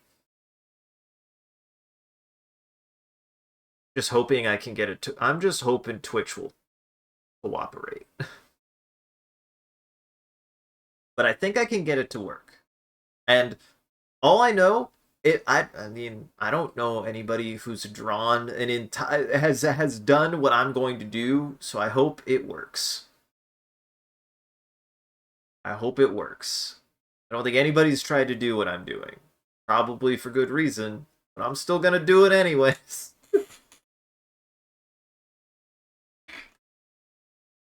Either way, thank you for joining, everybody. We're gonna do one more thing before we go. Here, let me put my together. Before we go, I'm going to have you guys help me do something. Before the end of every stream, I'm gonna open up Paint, draw a picture. If you guys want to participate, you can. Chat. All you gotta do is type in chat, type like a word, type like a subject that you want me to add picture, and then I will use it as a reference, and I'll draw it and share it before we read out. Silo says fish. Silo says fish.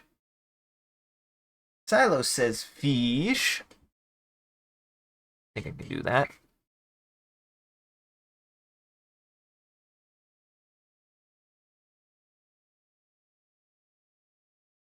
Let me see.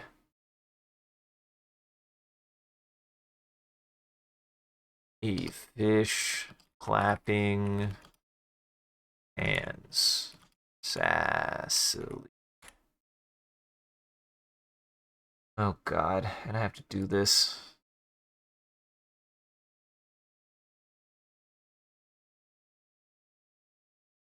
With a mouse. And I have to do this with a mouse. Not fun.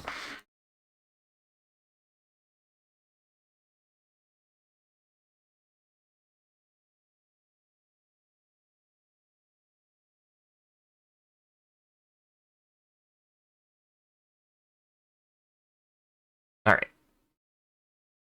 Open my stuff.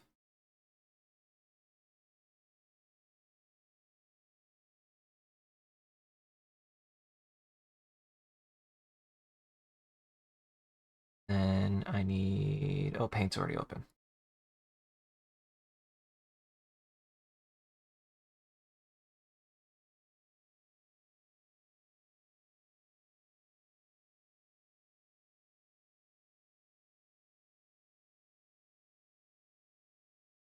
It's fine. It's fish.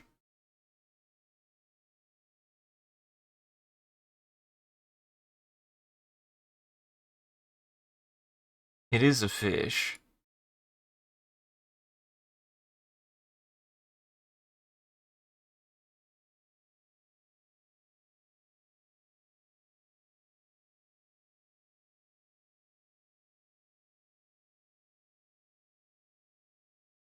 It works. This actually worked really well.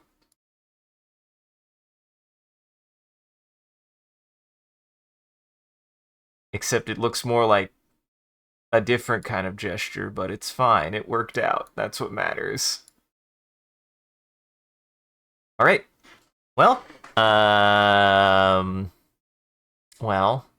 you want to see that picture, stick around to the very end. I also do a bit of a closing bit, and we do raid at the end of every stream. That way the vampires in our chat can keep watching. Speaking of which, a shout out to our community. Wait, no. Make sure to go lock your doors and windows because it is almost lunchtime for vampires. And thank you for joining, everybody. I hope you had a good time, and I hope you enjoyed the show. If you're able to join the live show, thank you for stopping by and chatting and watching. And if you're watching this in the future, thank you for taking the time to go back and rewatching the VOD. We appreciate it. If you're out there and you enjoyed this and you want to see more of what we're up to, I recommend scrolling down below and following or clicking any of the links. There's a link to all the socials in the Discord. We post when we go live on any one of those platforms, as well as anything else that we're up to, and just generally come hang out with the rest of the community out there. It's a good time on the Discord. Speaking of which, a shout out to our community there and everyone who follows. You guys are a wonderful audience, and we appreciate you. If we do anything particularly entertaining or noteworthy, feel free to clip it and share it on the internet. Just make sure to also hashtag with MCCanary or link it back to the stream so people can find more of the good stuff we do here. And if you want to see the stream grow, you gotta let people know. I appreciate that you guys have been talking about the stream, and I encourage you to do that more. It does help us out, and it's just super rad that you guys have been willing to do that. We do appreciate it. Honestly, it's just really cool of you guys. I don't really do any of the kind of advertising other than posting when we go live. That's all I do. I go live everywhere, and then we go live, and then that's it. That's all I do. And I don't pay for any advertising because that costs money, and I don't want to spend money for ads. That'd be ridiculous. So, if you guys could tell people about, if you enjoyed this and you're like, wow, I know somebody who might think that this is cool or fun or silly or stupid, they might like this, you should tell them about it. Go tell your friends. I won't. And as always, a huge thank you to all of our supporters on Patreon, Ko-fi, and Twitch. Your generosity allows us to continue to expand the stream as well as take on more projects, and the stream would not be made possible without viewers like you, so we thank you. If you want to see your name added to this list, as well as some other benefits you can get, you could always subscribe directly on Twitch or check out the Patreon or Ko-fi here.